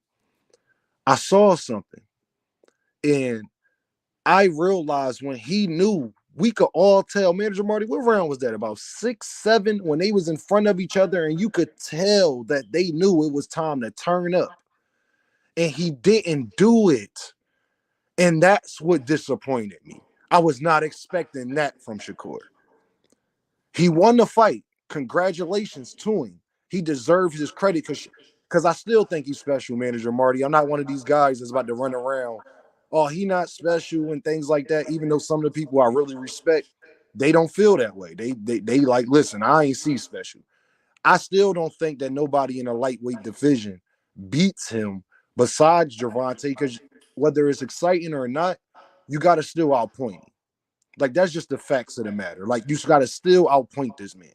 And if you can't do it, if he can hit you and not get hit, whether you like it or not, man, Marty, how he is, it's going to be what it's going to be. Yep. But as far as when it comes to Gervonta, Edward De Los Santos is not half the fighter that I want to say this too before I even get on that, Manager Marty. Okay. Edward De Los Santos, let me talk to you too, because it's not all Shakur. We're not about to just jump on Shakur back all the way. Ed, when you ran your mouth, you was saying you was coming to seek and destroy. You was going to put on a performance, and you did none of that, sir. That man walked out of there without a scratch on his face. That's also a fact. That is true. You was lunging out there like Michael Jackson and Thriller. I ain't know if you was a choreographer or a boxer at sometimes. I'm going to be honest. I wasn't sure the way you was spinning around and lunging out there. If Shakur was willing to engage halfway, he could have really caught you with something coming in so nasty that it would have set the boxing world on fire. But I was disappointed, Manager Marty, as far as Shakur Stevenson, from me being a fan of him. Even though I love Tank, I don't think he could beat him. But I really kind of know that now, because you're not going to have me believe, Manager Marty, that you was not willing to engage with De Los Santos, but you're going to be willing to engage with Gervonta Davis? Speak on it. I don't see that. Because, and it's a reason why. Gervonta going to walk into the ring, and not to say this in a bad way, but people know how he fight. So if you on your bicycle all night, it's not going to look like he's not trying. It's going to.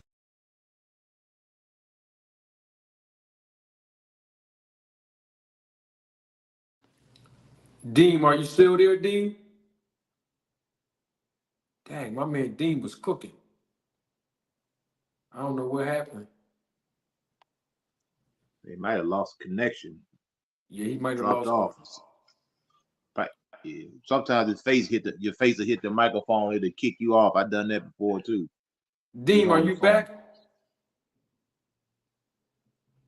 All right, so Deem is out. He'll be back, but until he comes back, we got my guy right here, Band Up. Band Up, you're here. I'm sure you probably saw the fight last night with Shakur.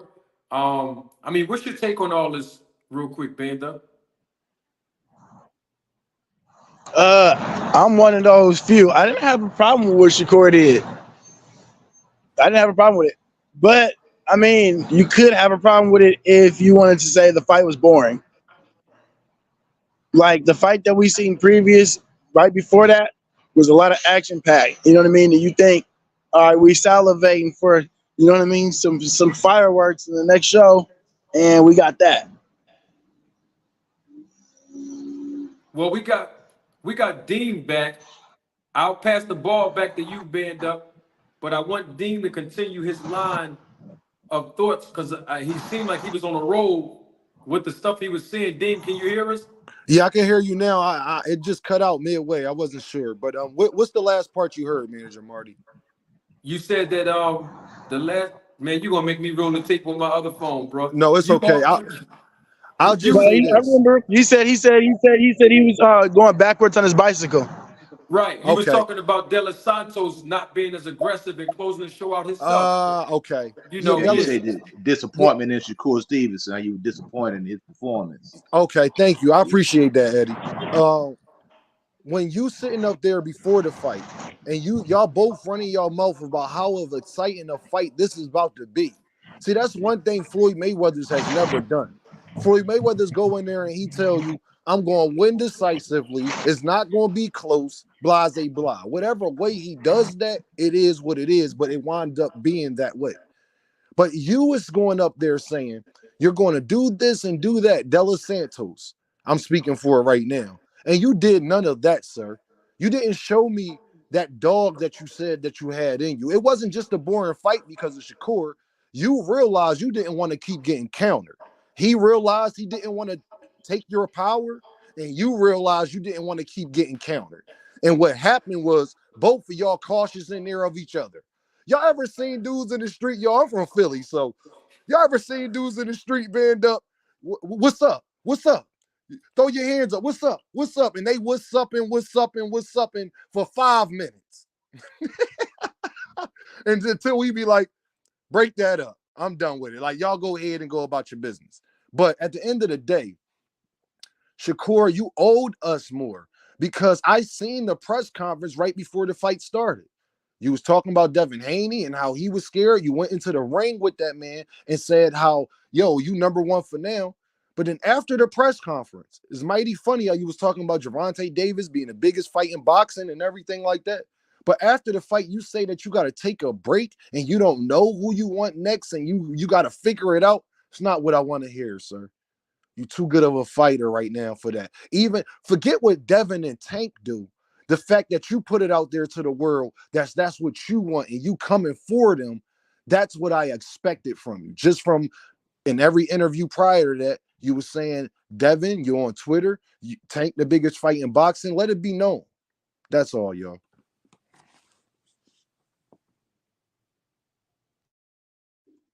Now you right. You right on that point with this, about De Los Santos not being able to cut off the ring. And what I seen last night is that Shakur future is at 135. And that's as high as his ceiling's going to go. If he steps up in 140, he's not going to be able to win like that. Just imagine him fighting Gary Antoine Russell. You think he would have let him do that last night? That dude ain't nothing but straight gas, no brakes, straight pressure. Shakur would have been in trouble with fighting that guy right there.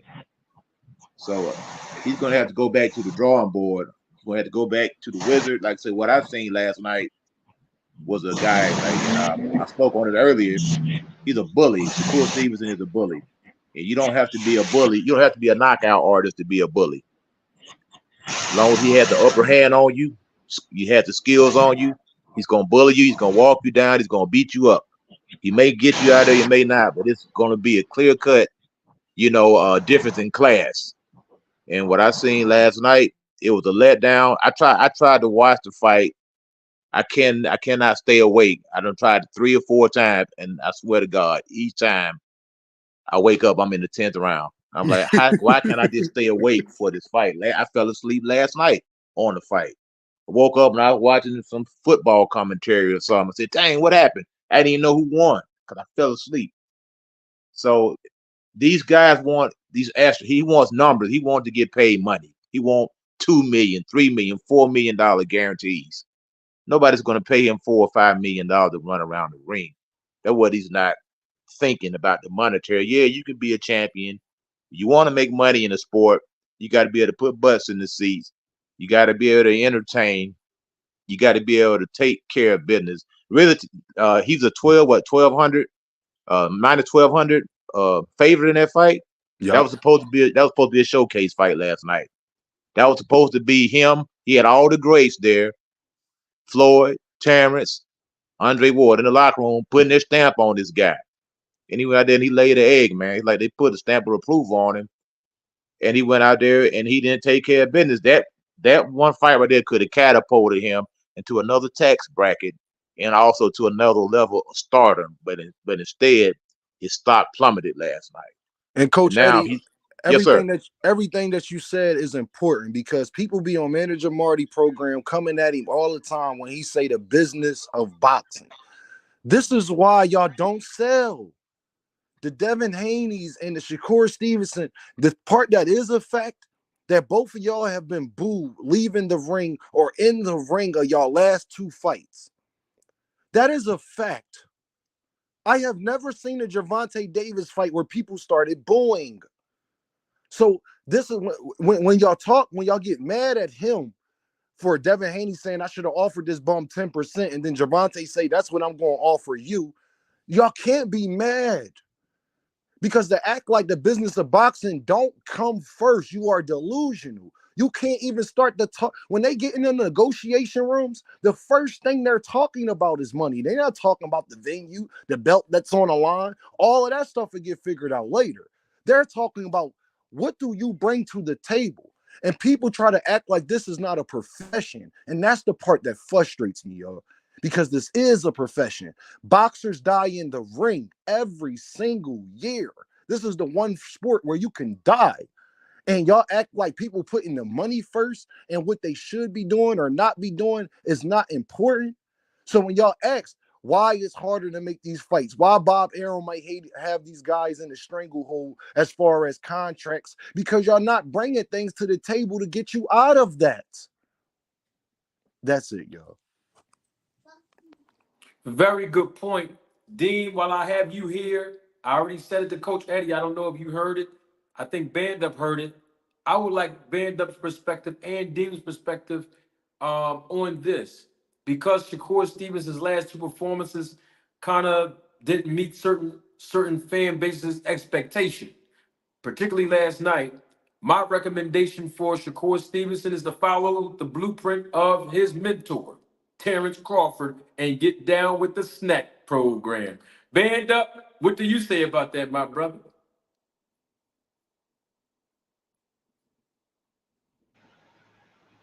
Well, Marty, I got something to say to that.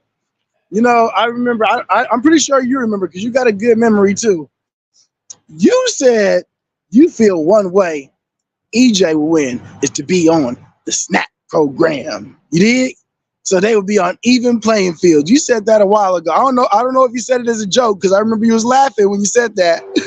But you said EJ should even be on the SNAC program. So if EJ should be on the SNAC, I don't see a reason for Shakur to be on the SNAC program.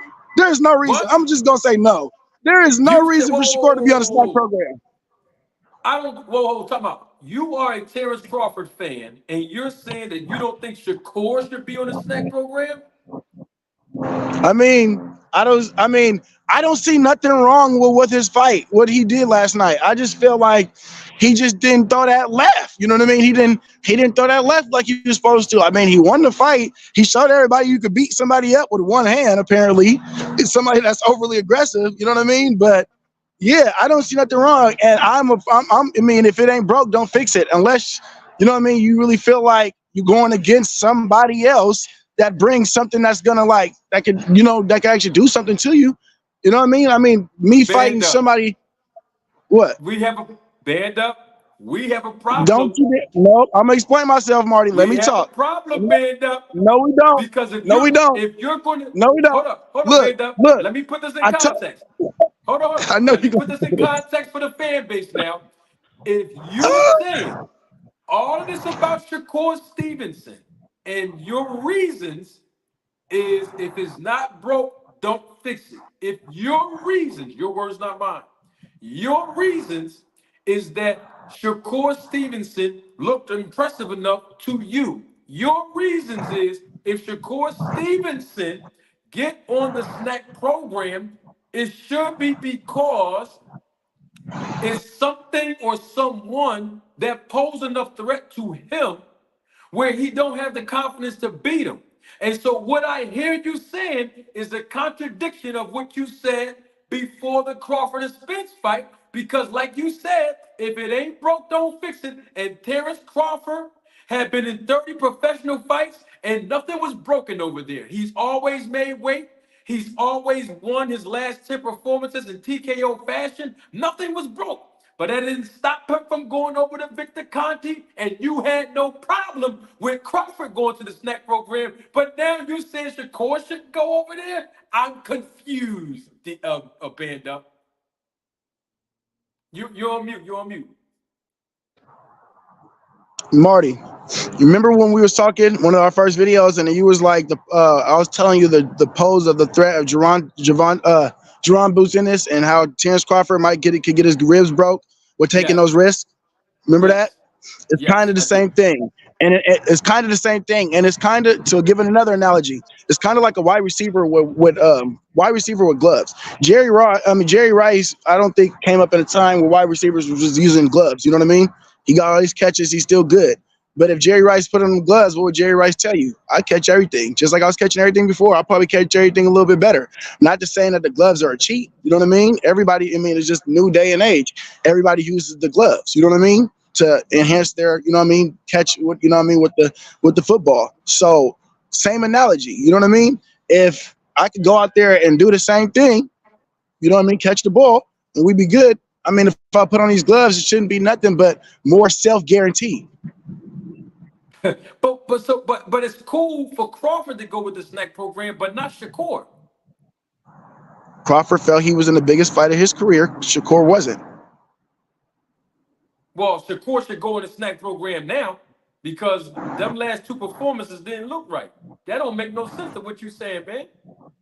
No, I think he should go with a different. What if his fighting style is the issue? I don't think it should do anything with his body. I think he should go with somebody that's going to have him loosen up his hands a little bit, because I think he's over defensively minded. He goes in there with thinking too defensive at times, which is what we seen last night. Right, but think I about don't this. think. In his what I'm saying is, in his last performance, last night and the performance before that, Shakur Stevenson didn't look like the Shakur Stevenson we expected him to. So it's more logical for him to go to SNAC. Whereas though with Crawford, he was knocking everybody down and TKOing them, and nothing was broke, like you said. So you can't fix something that's not broke. But he still ran over to the SNAC program. I'm confused, No, bro. look. With Crawford's fight, right? Everybody had an issue with what's it called? That boy Cal Velasquez getting to him. With Crawford's fight, everybody had an issue with Porter getting to him. You know what Deem. I wanted to. It was going good. I was liking this. Come on, Band Up. Don't get on the. There am you I go. cutting Come on, out? Band Up. Let's talk, brother. Am I cutting out? No, Yeah, you cut out. it's doing some weird stuff on my screen. You might need to get the It's doing SNAC some weird program stuff for on my your screen. phone, But bro. that could be set to endurance. You know what I mean? That could be from a number of different things. Hey, You said Band what? Up, did you hear me? I said you might need to get the SNAC program for your phone, man. Nah, I couldn't hear you. What'd you say? I don't got that Boost Mobile. I don't got that Boost. Don't hit me. Yeah, you got the Boost Mobile. You got to get the SNAC program for your phone, bro. Pour some of that. Listen. You pour some of that pre-workout when you supposed to, when you plug your charger at. Pour some of that pre-workout inside of there, brother, and enhance your performance, bro. Nah, but what I'm saying is, I don't think Shakur's problem had to do with any type of like endurance or working out or anything of that nature or getting gassed or anything like that. I feel his problem was kind of like not like Jamel's, but like he didn't let his hands go. And that is the problem with your skills and who's personally training you. You shouldn't be in a predicament where somebody's overly training you to be too defensive minded, where you're not letting that go. That performance that you had shouldn't have happened because of your skill set. So look, so band up. I'm glad you said that. We have a guy who used to box, and I believe he might train because his name is Coach. So, Coach Eddie, you hear what band up is saying. I will assume that you're more of an expert than any of us on the panel as far as coaching. Do you think that Shakur was responding too cautiously because he was more concerned about De Los Santos punches and he felt his power early on in the fight? Yes, I totally agree with that. He was definitely responding to the power. He was also responding to all the, the rumors that he heard about the punching power. And like I say, in his heart of hearts, I think we spoke about this earlier. When you get that date approaches the fight, the calendar gets a little bit closer. Shakur's laying in bed at the middle of the night, dreaming about this guy knocking him out, getting caught with one of those punches, and it showed up in the fight.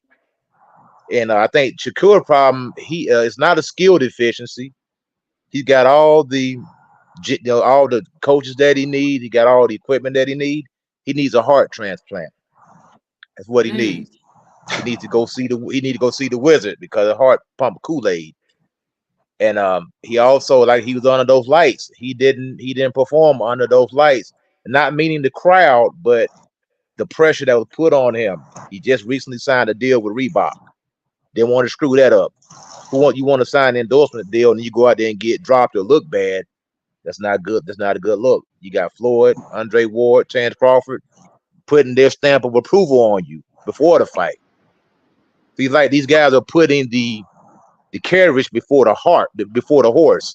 They have not walked down. They hadn't walked those shoes yet. They hadn't walked down that path yet, that path of greatness yet. To be for everybody to be crowned these guys the next four kings. Even in a deck of cards, you got four kings, you got four queens, and you got four jacks. And right now, these guys that they claim to be the four kings, they're not the kings. They're the jacks right now. They got to prove themselves. But like I say, with Shakur, it's a mental thing, and another thing too. Maybe the one reason he doesn't want to get hit, he possibly got hurt in the gym before. Probably got dropped in the gym. So you don't forget those things. If you get hurt in the gym, get knocked down in the gym, that's always in the back of your head. Shakur does not trust his chin. He doesn't trust his chin, and I think that's what it is. I believe he's been hurt before in the gym or been dropped or something, been stopped or something like that. He knows that he can't take those punches. Even Floyd. Look at Floyd. Floyd had a good chin. Andre Ward had a pretty decent chin. Yeah, he got dropped a couple of times, but he always got back up. He been in there with some big punchers, and he didn't shy away. He stepped to these guys. He roughed them up. Shakur last night, he didn't do himself no favors last night. Didn't do himself any favors, and he's gonna be stuck at 135. He moves up to 140. It's over with for him. I don't. He getting there with those guys. He's not gonna be able to contend with those guys. Mm. Very good point. And I have my guy Toon. Salute again, double salute to my guy Toon. He gave another super chat. Thanks for your support again, Toon. I need Dean band up and then Coach Eddie after band up. I need to hear your analysis and evaluation of the thought process of Toon, since we just brought up the SNAC program. Toon says, I read the SNAC program's bio on Instagram.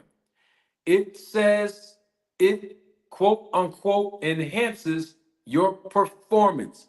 I thought performance enhancers were illegal in boxing, or am I tripping? Now it's interesting that Toon said that, because if you have been on this channel at all, you'll see that I actually still have the picture where SNAC System on Instagram basically said the same thing that um, Toon just put up there, and I want to read it. Deem, I want your perspective because I want to know. I want to know what you think about it, and I want to make sure that Toon is not tripping, so we can educate each other on what it is. And can everybody mute your phone? I hear feedback real quick. So according to SNAC System, this is on their Instagram. I didn't type this myself for anybody that's hating on me saying that I'm just picking on people. Victor Conti's sports nutrition company, SNAC, offers products that improve your level of fitness, help lose fat, build muscle, and enhance performance. Let me say this. Just because a performance is being enhanced does not necessarily mean that something is being done illegally. Like, I have to put that out there because that's being fair on both sides, okay? Just because a person is on a workout program or the SNAC or any other program, it doesn't necessarily mean that they should be accused of being cheaters. But we also got to understand that we're not naive, right? We're not naive to when we see things look too over the top in certain performance levels. Deem, you heard what Toon said. I want to put it back on the screen so that we all can be on the same page and so that other people that's just joining live and living color can understand where our thoughts processes are coming from. Deem, what's your take on what Toon just said? All right. Well, I'm definitely get to that. I think the Shakur thing is what your other question was. I'm not one of the people up here that think that what he's doing is he needs any enhancement or anything like that. What we came to realize, he's just not as offensive as we thought. Defensively wise, he's everything that we thought he was. So I just came to found out that he's just truly a defensive fighter. Like, and you could win a lot like that because, like I said, if I can hit you and you not hit me, then the scorecards are going to say that exactly. So that's why I still think he's a special fighter because I don't like he's special defensively. He's special defensively. He's a special counter puncher, and that's tough to deal with if you can't hit him. So as far he has zero pop, so he could take whatever he want to take. It's not about to matter. It's not like it. I don't think that's going to have. It's not going to. You taking anything or not taking anything is not going to change if you're willing to throw punches or not. So as long as that man is not willing to throw a lot of punches, it really don't even matter, to be honest. But that's as far as that. As far as Toon question about it being enhancements and performance enhancements, he's completely right when it comes down to that. That's exactly what it says. We could be naive and act like that's not what it says, but Manager Marty know me a little bit, and he knows that that's not my issue. My issue is the testing agencies and the people that say that they want boxing to be clean, and then y'all sitting up here got people shouting on YouTube to the top of their lungs that these type of things are going on in boxing, and they just sitting back and not doing the precautionary things that they need to do. That's their responsibility. It's on the fighters, it's on the sanctioning bodies, it's on the promoters, it's on everybody. Everybody plays a role in keeping this sport clean. And at the same time, Victor Conti is not the only guy out here that is associated with these type of things. So if a guy want to cheat, he going to cheat. That's just Hey, what it is. Dean, one second. Hold on. I just put it on the people that are supposed to be in charge of keeping this sport clean, the boxers included. But once you pop dirty, then that's when that's when you get your suspension. That's when you get your punishment. But why all the testing agencies ain't getting punishments? Why are we not finding better ways to make sure that they're not doing nothing? If y'all can find out that Keyshawn Davis is smoking weed, you mean to tell me in 2024, about to be, if God is willing, due to any unseen circumstances, how aren't y'all out here saying that y'all testing? What are we paying you for? What are y'all around for if y'all not going to do your job? What are you around for? Hey, If you're I'm gonna not be going in to the do chat. your My job, phone's about to die. I'm about to hang off, y'all. I'm gonna be in the chat though. My phone about to die. All right, band up. All right, All right. Band Up. Thanks for coming up. Yep. But that's Salute, my Marty. biggest thing. That's just my biggest thing, Manager Marty. As far as Shakur though, he's doing exactly what I think he need to do. I was just surprised that he's not willing to engage as much, and there's nothing you could do about that. That's a mentality. Are you going to throw punches or aren't you? Are you willing to get hit or aren't you? That's a mentality. I just think he's just the new Floyd Mayweather, but not even as exciting as Mayweather because I don't think he's willing to engage the way Mayweather was. Do I think he could get some of the same results? Yes. I think he could still be nobody in that lightweight division competing besides Tank. So until somebody else shows me that they can outpoint that man, he gonna do exactly what he want to do. But the part he gonna understand that it's just gonna be a boring fashion of boxing, and that's just where I'm at with that. Okay, got you. Coach Eddie, what's your take on it? Well, it says it right there in the print. It says a performance enhancing drug or performance enhancer. So that's exactly what it does. It enhances your performance. Like there's natural ways you can enhance your performance. For instance, you could drink beet juice. You could eat Mm-hmm. watermelon. That'll give you more nitric oxide. That'll give you better circulation. It's natural ways to enhance your performance, but you also have those things that are made in the laboratory. That's going to really make you feel that extra energy. It's going to get your heart rate up. It's going to help you burn fat, especially when you're trying to make weight. You need that. So it's just I ain't gonna say it's unfortunate. I think it's just part of the game. It's a part of the money making industry. Is that when you get to a certain level, um, you have guys that are looking for an edge. And we just talking about on the higher level. Just imagine how much stuff is going on the amateur level, or the club show level, or the professional club show level, where there is no testing. I mean, I knew guys when I was fighting, they would take yellow jackets. I know one guy. His name was Atchis Walker. He died in 2010. He was a running back for UGA. He was taking yellow jackets before his fight. Freaking heart blew up.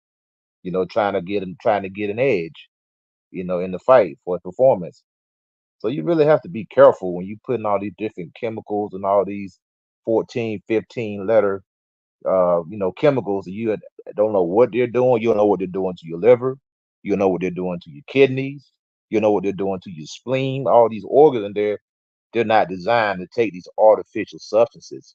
So you're sacrificing your health when you take these performance enhancers, whether they be legal or illegal. And just to piggyback what my man was talking about, Dean Fernando Vargas popped dirty for steroids, but Oscar De La Hoya knocked him out. So a lot of times too, they can enhance your performance, but they cannot enhance your skill level. Now with Terence Crawford and Errol Spence, to me, they're the skill deficiency right there. Both guys could have taken the same thing or just came straight apples, oranges, and bananas. I think Terence Crawford would beat Errol Spence just based off the skills. If they didn't take anything at all. I think Terence is just a faster fighter. He's more versatile. He has more tools in the box. But since he decided to align himself with a known drug cheat, Victor Conti, now it casts a shadow over that victory because this guy already been busted already. This guy already has a documentary already about how he was able to circumvent. And a lot of people, that word circumvent means get around. He was able to get around the testing. So I wouldn't want that hanging over me to align myself with someone who's known for doing those type of things. So this is not a good look, but it's legal. He passed all the tests. So all we can do now is speculate because he took the VADA testing or the USADA, whatever the commissioner said, this is the type of testing you guys are taking. He passed those tests. So I cannot say that he did anything illegal because the standards of testing has already been set. Now, if they want to go and maybe commandeer what SNAC program, maybe get some of their supplements or find out exactly what these guys are taking and take them back to the lab and dissect them and break them down and test them and see if there is something there that should not be there or that is on that banned list, then that's another way they may be able to scrutinize some of these guys a little bit better. Okay, both of you guys have some fair points. It is what it is. I mean, my thing is that I hate to see anybody cheating in the sport, quite frankly. There's no place for it. I know that there's a saying, I think Victor Conti had the saying on a Netflix documentary. He said, if you're not cheating, then you're losing. I think that's the quote that he said. But, you know, my thing is, it's not right in no sports, especially boxing. Yep. I mean, if somebody's hitting a baseball with a bat and they're on steroids, it's a little bit different than somebody getting knocked upside their head. You know what I mean? Not saying it's cool in baseball. I'm just using that as an example. Mm-hmm. But this is why Floyd Mayweather put together the whole idea that anybody that fights him is definitely going to have to get Olympic style testing. And everybody that fought Floyd, they all had to go through that process. And they all had to agree to the terms before getting that big money. And they did, and everything looked great. I mean, even with Pacquiao, you know, he looked like the real Pacquiao when he fought Floyd. Now, before and after that, in certain fights, according to Victor Conti said Pacquiao was juicing his whole career. That's just his opinion. But he's an expert. So people will hang on his words, you know, if he says that, because they know he knows the body, he knows everything about PEDs, and you know, he's an expert. But Hey, Manager Marty. Yes. I wanted to ask you a question because I ain't been able to catch up with you since all this the IBF thing with our guy Jerron. The main question I wanted to ask you, Manager Marty, if people are, I told everybody, I would just like for Bud Crawford to just go to 154, do what he say he gonna do, go try to be undisputed there. There's nothing wrong with that. Because I don't see all these big money fights that he talking about when Canelo already said no, when we don't know what Jermel's doing. We don't know none of this type stuff. So my thing is, if they believe in Bud so much like they say, then why is it a problem that the IBF stripped him? If he's not coming back to the division, why is that a problem? Why would they want him to hold on the belts and hold up the division when he's not coming back to this division anyway? And if you're going to fight Errol Spence at 147, then why are you mad that people are saying, well, Jerron got the belt, fight him after that? Because all he had to do, Manager Marty, is negotiate with Jerron. He didn't have to say he was going to fight Jerron today or before he fought Errol Spence. The IBF has a rule that as long as you're willing to negotiate, that they will give you an extension on keeping the belt. So all he had to do is just negotiate with the young man.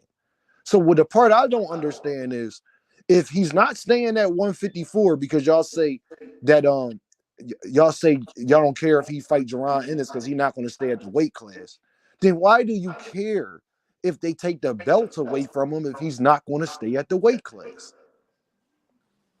Well, it's very simple. The people that say that are mainly Terence Bud Crawford fans. And the reason why they are saying that is because they have an issue with Boots. Really has nothing to do with Terence Crawford. And they don't want to acknowledge that Terence Crawford had opportunities to fight Boots, and he didn't.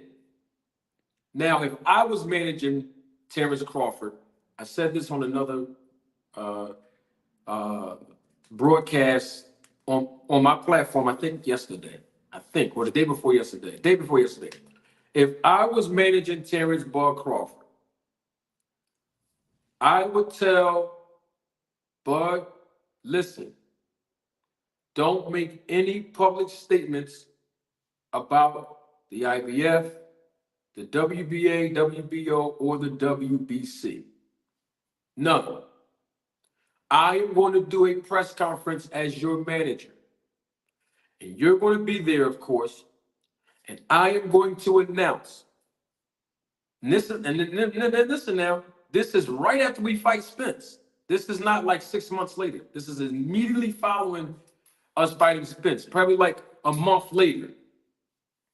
Listen, members of the press, this is an official statement on behalf of my client, Terence Crawford. My client, Terence Crawford, has vacated all 4 of the major sanctioning bodies' belts 5 minutes ago. That means he is not defending the titles. That means that the 3% that the sanctioning bodies are obligated to extract from his purse, and I say 3% for 4 belts, which equals a total of 12% of his purse, will not have to be extracted because my client is not defending the titles. And the reason why my client is not defending the titles is because my client wants to be a man of his word, because at the post-fight press conference, you heard my client say he had no problem acquiescing to Errol Spence, who 5 seconds before that said that he wanted this rematch at 154. And because my client is such a good guy, he's going to honor that request of Errol Spence, because Errol Spence acquiesced to a lot of his demands for him to get this fight. So we're going to acquiesce to the demands of Errol Spence and his weight class in the rematch. Okay? So it's not going to be a point of us defending the titles at 147 pounds, because we're going to compete at 154 pounds. So it's going to lay to rest the whole boot situation and let the young man shine. Let the young man go after those belts, and rightfully so, because he deserves it. But we're out of the 147-pound sweepstakes, and I'm going to close the press conference out with the words of my client. My client also said at the post-fight press conference after he fought Spence that he had trouble making the weight at 147 as well. Case dismissed. It's over. So what that does, Dean, is that eliminates his friend, Bud Crawford's friend, who's been on Twitter and who's, I think he did an interview with AM Sports Media, if I'm not mistaken, that said that, hey, we don't want Spence to take the rematch. We offer Spence. We're going straight up to 168 to challenge Canelo. If y'all remember, that was the whole narrative that was circulating around YouTube because of the tweet that, I forgot the guy's name, that Terence Crawford's friend has said. I think he's a fighter too, the guy who said that. And Terence Crawford was saying in tweets, you know, coming at Canelo, oh, you scared to fight me? You know, all this crazy stuff. But at the same time, though, what actually really happened is that IBF stripped Terence Crawford of the belt, and he's still, as we're talking live right now, Terence Crawford is still the WBC, WBO, and WBA welterweight champion of the world. In other words, he did not vacate the titles yet. Absolutely. Can I ask you this? Have you seen this, manager Marty? If he's so willing to come at Canelo about going to 168, did you see the David Benavidez interview where he said that if Terence Crawford is willing to come fight at 168 to fight Canelo, and Canelo says no, he said, I will be willing to fight him. So I feel as though if you're not going to fight Boots, you don't know if you're going to get it the fight in with Jamel, which I think David Benavidez fight would be a much bigger fight than a Jamel fight. If you're willing to fight at 168, and Canelo said no, which Canelo has every single right to say no to you, to be honest. But David Benavidez said he would, after this fight, he would clearly fight you. He said, I will fight you. If you're willing to come to 168 and fight Canelo and he not willing to fight you, I'll fight you. Because if you beat me, you probably will get that fight. It's a way better chance of it. So what you feel about that, manager Marty? I'm going to just end it right here with this. Real simple. If Terence Crawford, I don't care who he competes against, David Benavidez or Canelo, or anybody else in that division, if Terence Crawford goes up to the 168-pound division without competing at 154, without competing at 160, I'm going to be even more suspicious than I ever was.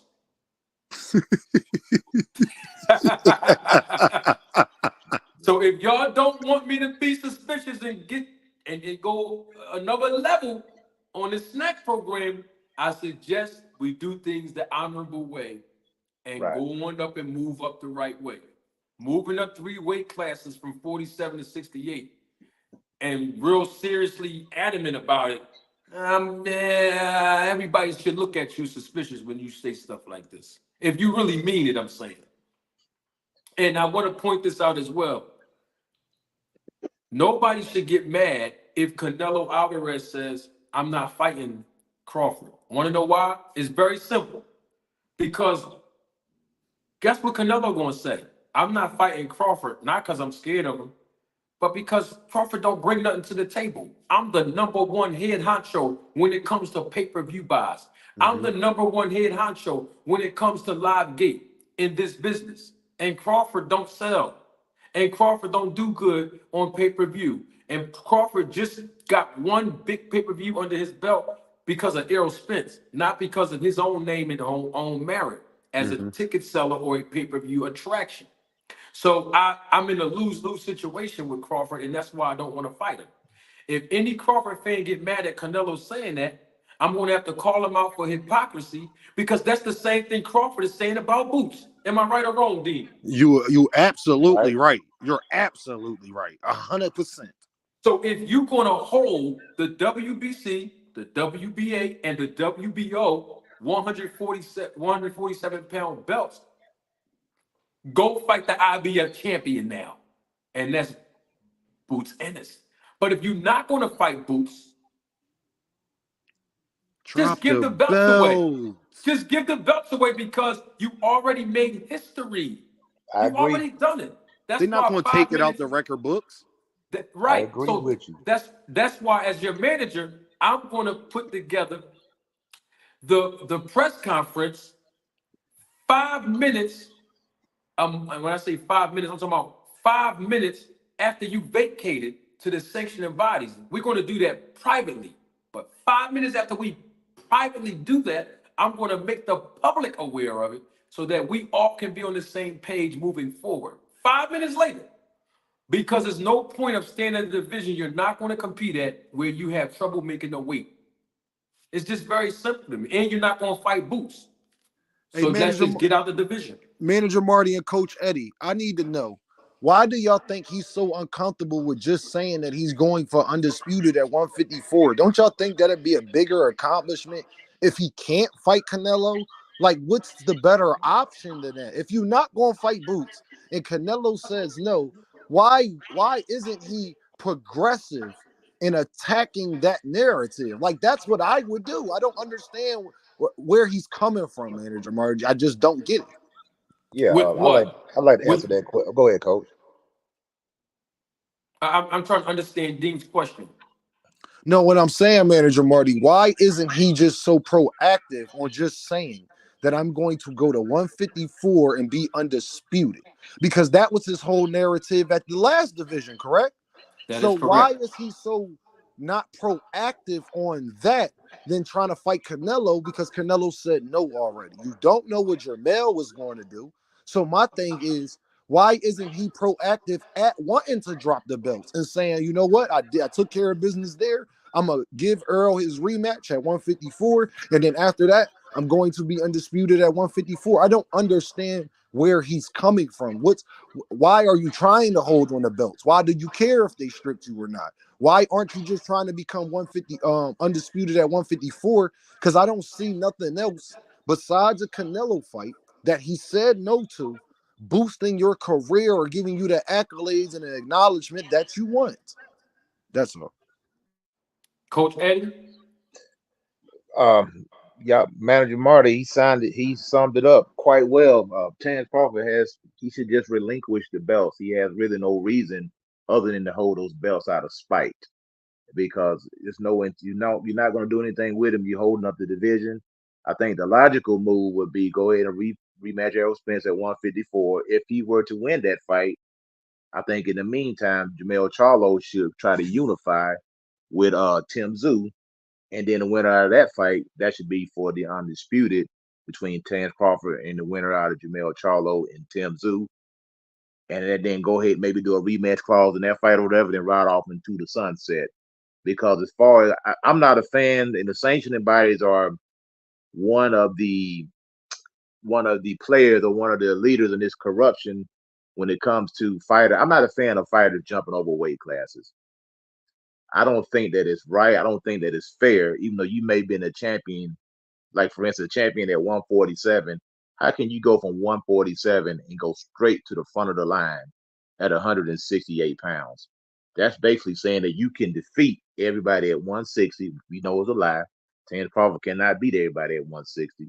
He cannot beat everybody at 168 and challenge for the Canelo Alvarez belts, which all the sanctioning bodies have to sign off on because they are approving this fight. So the sanctioning bodies are also have their hand in this corruption in this cookie jar, and these fighters not getting their shots as far as the mandatories, getting the fights that they need, and being able to hop over multiple weight classes and go straight to the front of the line.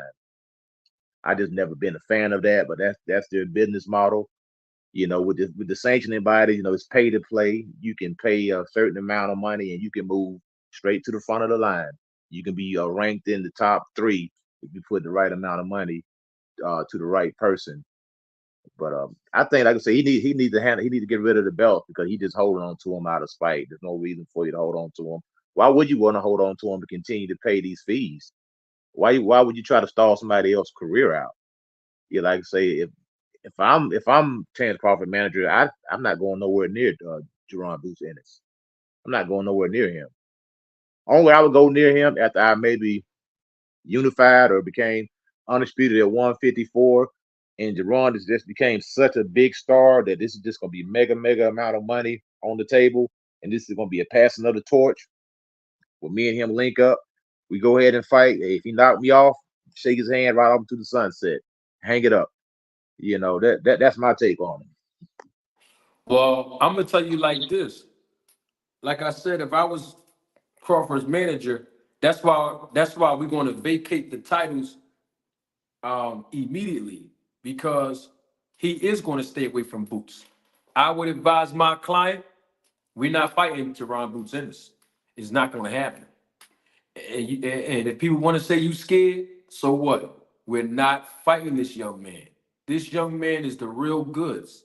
And even if he wasn't, it's still no point of defending the titles at 47 to lose 12% of your purse. This is just not good business. But him, a guy who's nearly over 10 years younger than you and can switch hit almost better than you, who has power, who has defense, who has tenacity, who has boxing in his blood, and have the mentality of dog eat dog, and he's from a fighting city. He got too many advantages. And guess what? Most people already think he on the SNAC program anyway. So no, we ain't fighting him. Because you might lose to Boots.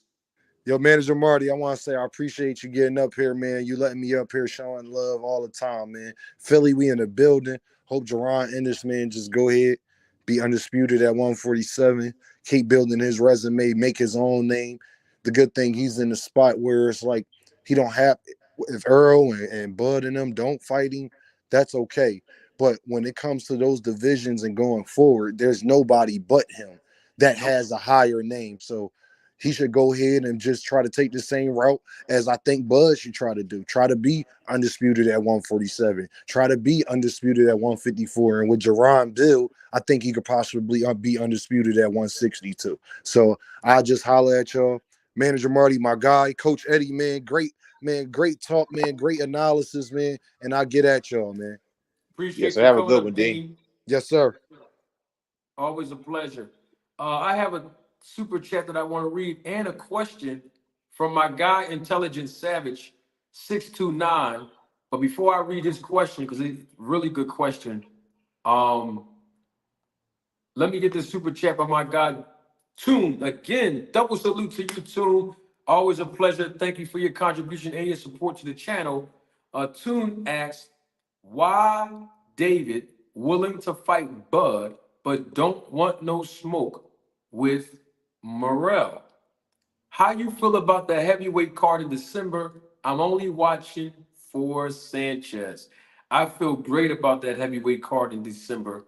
I didn't want to speak on it tonight, but I am going to do some videos on it. And of course, we're going to have a live about it probably sometime early next week. And then I want all of you all that can join the panel to talk about how you feel about the heavyweight card as well.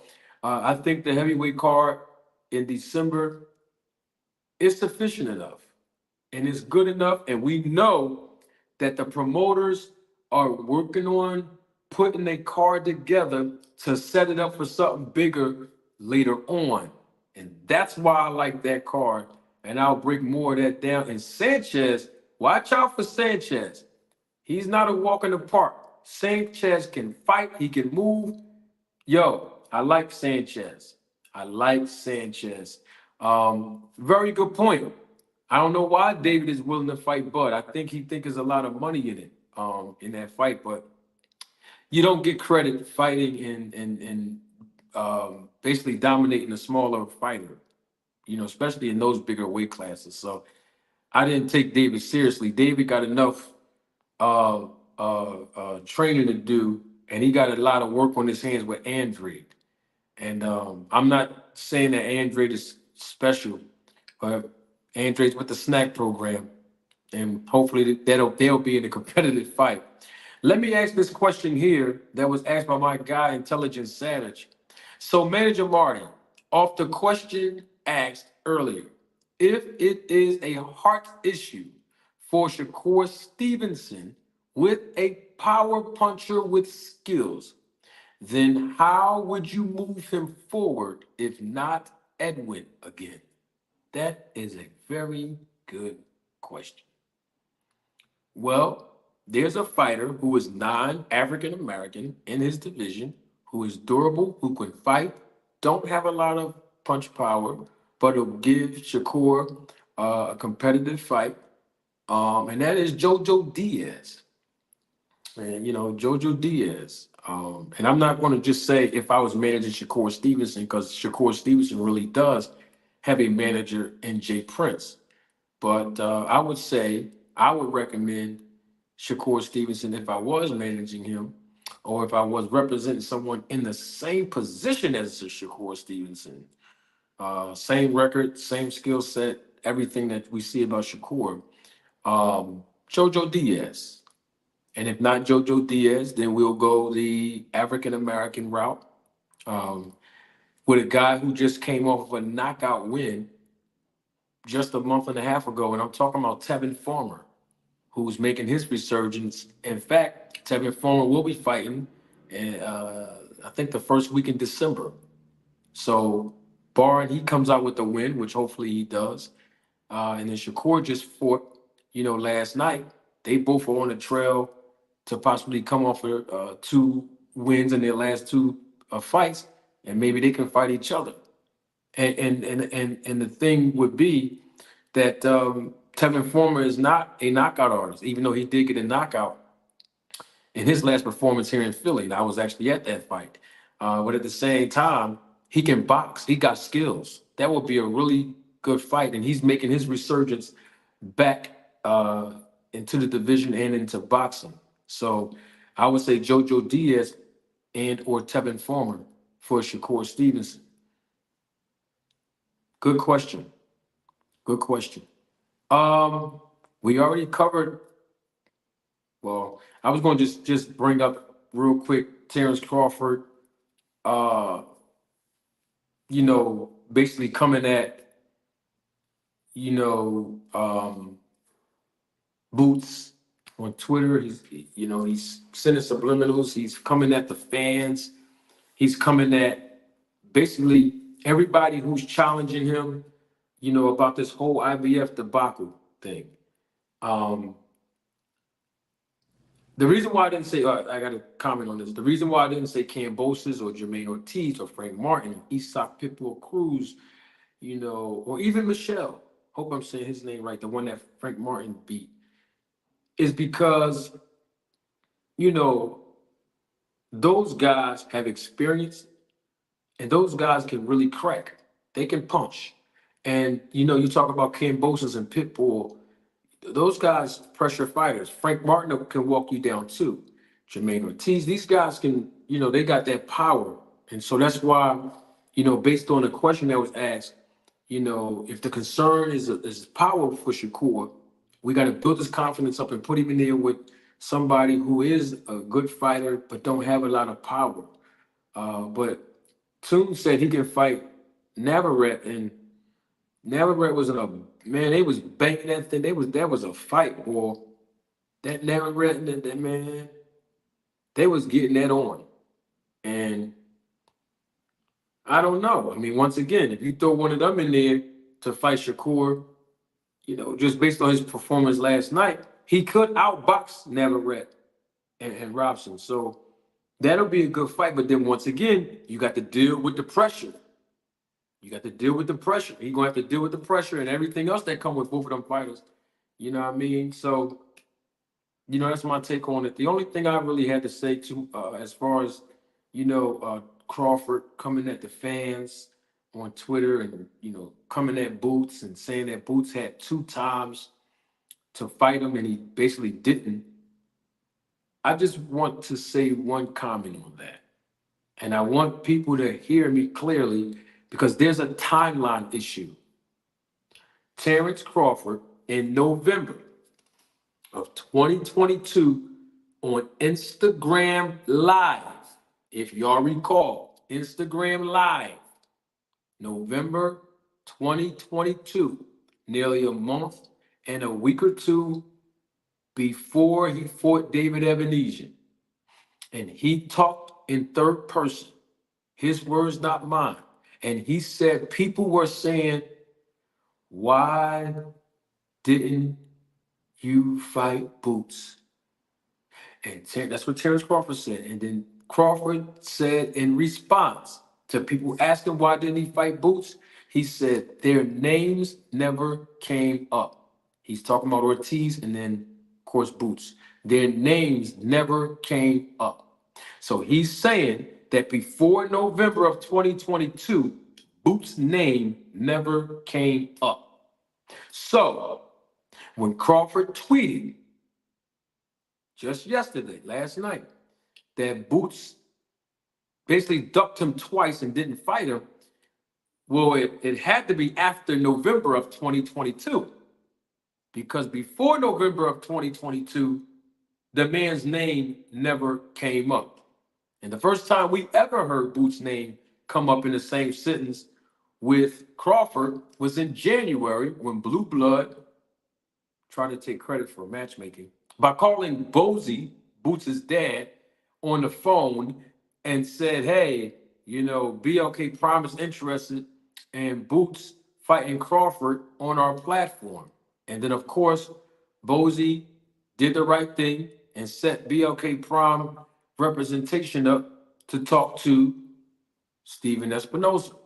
Steven Espinoza concluded, which I did a video way before the interview of Steven dropped by YSM, and I said it the same thing that Steven Espinoza basically said is BLK Prime is not signed with Crawford. And Crawford is not signed with BLK Prime. They have no jurisdiction over Crawford.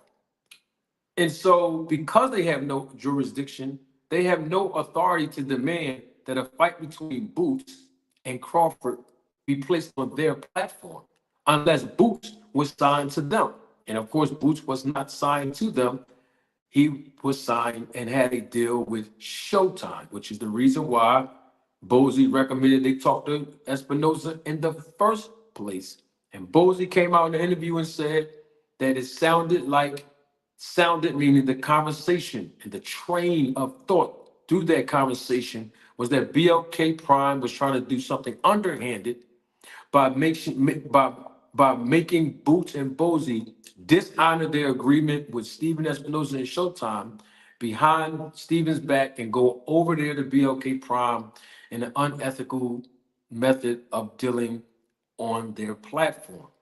So if Crawford is saying that Boots ducked him in January of 2023, which was literally 2 months after November 2022 of the IG Live, which was a month after um, the David and Ebenezer fight, his timeline is completely off, and he even knows that is not true.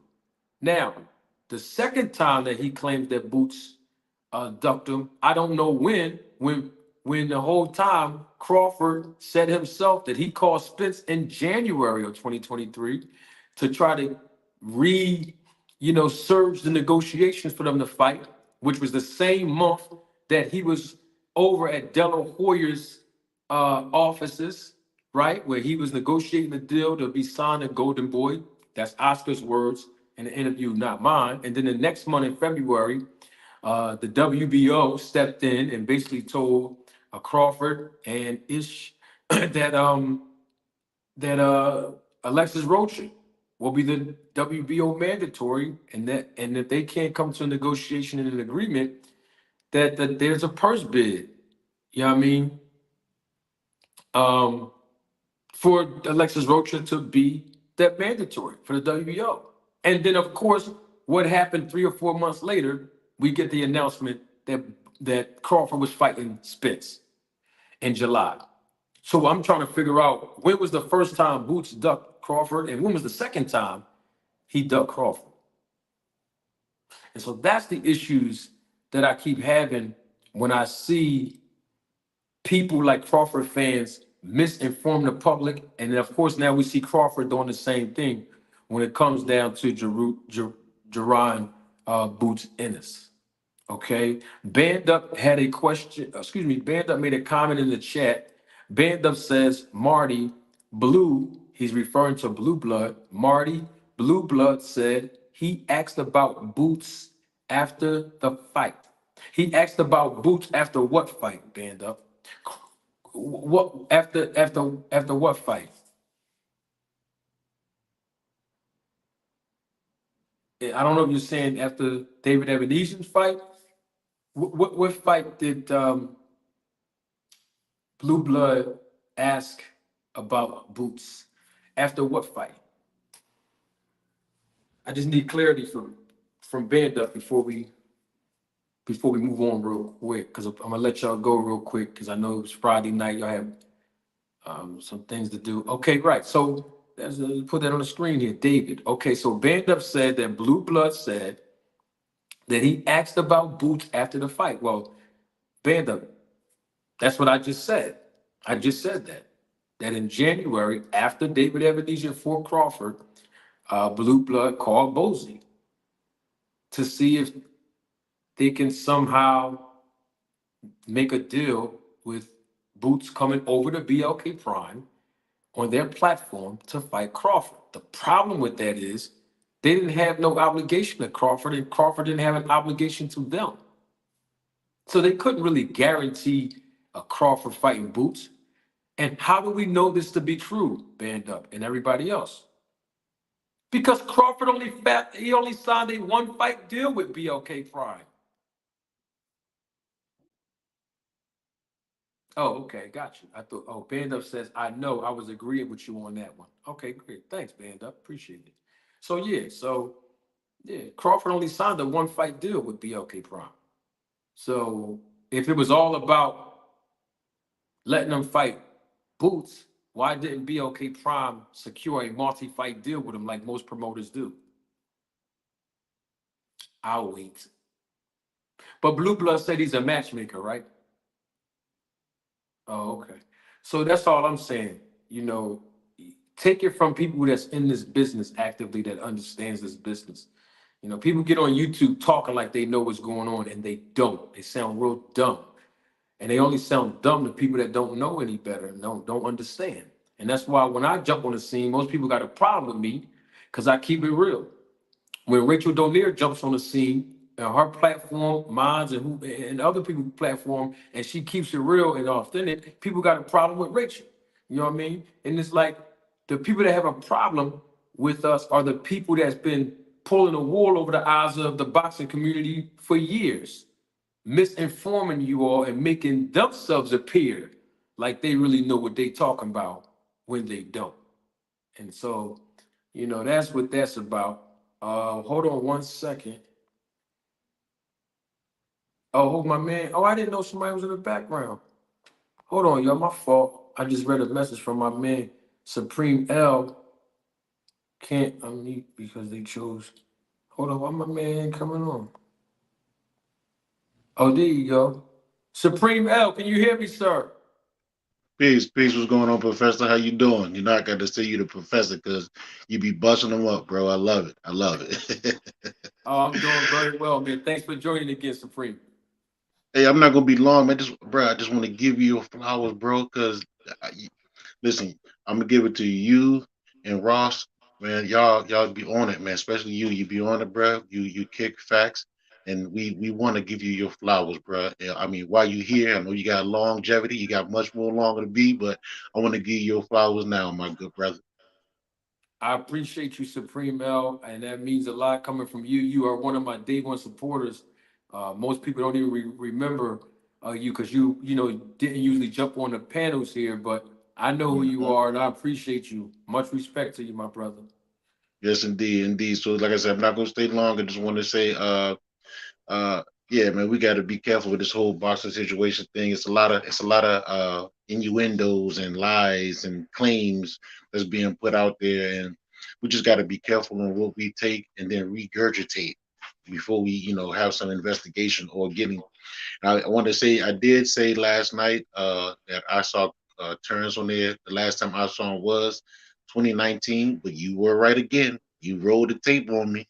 I had to go back, and it was 2020. The last time he was 2020. Before Hey, that, he was on there twice. He was on there twice, 2019 and 2020, and that was the last time. So I had to go back and roll the tape, baby.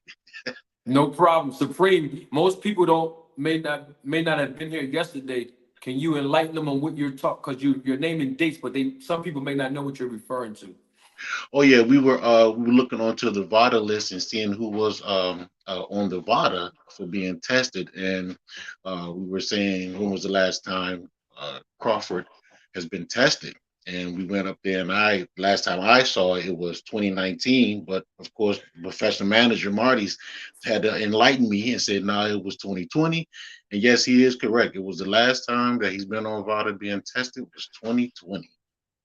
So I don't know what Victor Conte is talking about and what everybody's regurgitating, saying that he's been tested, EJ's been tested, but 8 weeks prior, but he's not on there 8 weeks prior. I can say that. And the thing about it is, if that is true, why not VADA update their database online just like they just did with Devin Haney a month ago? Facts, facts, facts, bro.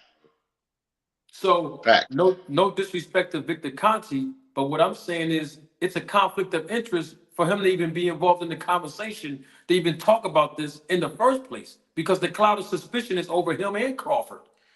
That's just Yes, my yes, opinion. indeed. Yes, indeed, and my long running stands, and again, we at the boxing outlet, Ross, 2 Cents, Ashanti, we all asking if Terrence. And I'm don't not taking nothing away from him. He's a good fighter, but if Terrence had all these skills and perfected greatness before the EJ fight, why did he need Victor Conte in the SNAC program? That's the $1 million question, $64 million question that has not yet been answered. Well, I would have to say this, Supreme. I had LC, the friend of Terence Crawford, on this panel. I didn't ask him to come because I didn't know who he was, but he jumped on here and he identified himself as a friend of Crawford's, and I believe he proved it very well. And I actually asked him the $64 million question. And the answer that he gave was a logical one, which is why I respect him to this day. He said the reason why he believed that Terence Crawford went over to the SNAC program is because Errol Spence is bigger and stronger than Crawford. But the night of the fight, Crawford looked bigger and stronger than Errol Spence. And so that's one of the telltale signs that we know that the SNAC program works. And yes, and that's facts. And yes, I was tuned in and was so lucky to hear that podcast episode, and I did hear him say that. And that is facts. And again, I paid for the fight because I paid for all the EJ fights. And yes, Crawford did look bigger than EJ that night. Yep. And the thing is, salute to my guy BBO Boxing. He's in the chat. And the thing about it is this. There's another question that I want to ask. And this question can only be answered by the people that are involved. And so the question that I asked LC, of course, was why did he go over there if he had all of the skills and obviously, he believed in his heart that he can always dominate Errol Spence? What did he go over there for? But the big question, too, is not just why did he go over there? The other bigger question would be what was wrong in the first place? Because Terence Crawford never missed weight, according to what we've been told. Terence Crawford is a gym rat, meaning that he lives in the gym. What we've been told. Terence Crawford don't smoke. He don't drink. He don't eat bad foods. He has a clean, healthy diet. He's not in excess of any negative thing that would be detrimental to his boxing career or his health. Terence Crawford is a family man. He's not out drinking. He's not out smoking. He's not out partying. These are things that we have heard. In fact, Terence Crawford, like I said a few seconds ago, he's never missed weight. But Terence Crawford looks like he's in tip-top shape every fight. And on top of all of that, in the last 10 performances, according to Terence Crawford fans and BoxRec, Terence Crawford has TKO'd all of the competition. The referee had to step in and stop it, with the exception of David Evanesian, who he knocked out cold. My point is, nothing was broken. So what needed to be fixed in order for Crawford to be justifiably going over to Victor Conte? That's the million-dollar question. And if the answer to that million-dollar question is nothing, then somebody is lying because something was broken. And I do believe I know the answer to that question. And since we talk about it, why not give the answers live and live in color right here? What There was you go. broken? What was broken was the confidence and the spirit of Terence Crawford. I know people don't want to hear this. It's just my assessment. That's all. And I say his spirit and his confidence was broken. Everything else around him was fixed. Everything else was well. I mean, who calls a plumber when their toilet's already working and not dysfunctional? Who calls an electrician when the electricity is not malfunction? Who calls a mechanic when the car is running properly like it's supposed to? So this is just basic logic.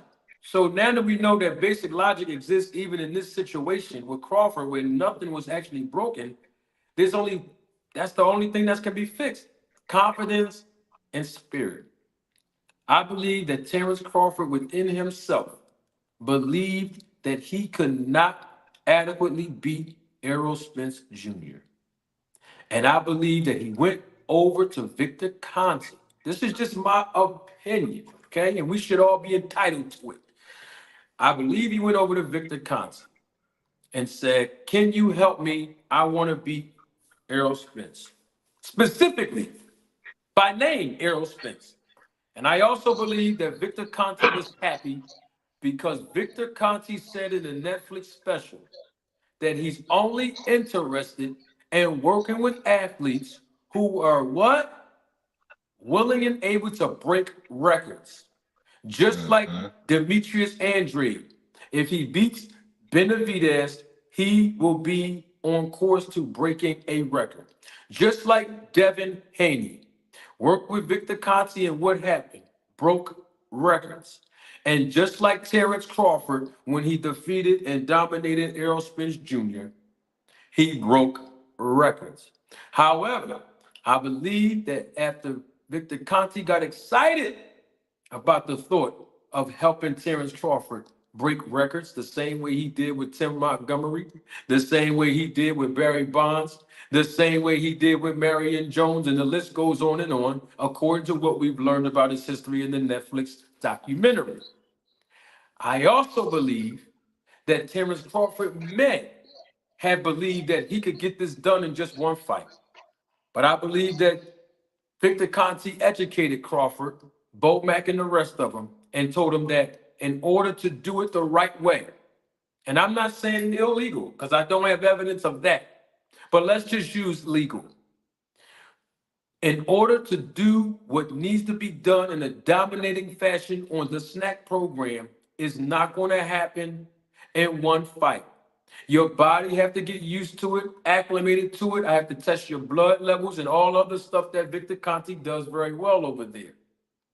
And on top of that, we have to make sure that your body is capable enough at your age now. Remember, nothing's broken. It's not like we're trying to repair something like when Victor Conti was trying to help Andre Berto, his words, not mine, when it came down to Andre Berto getting tired too fast because of asthma issues. This is why Berto said he went over there, okay? So nothing was broken when Crawford went there. So with that being said, it's not like we're trying to fix something or reprogram something.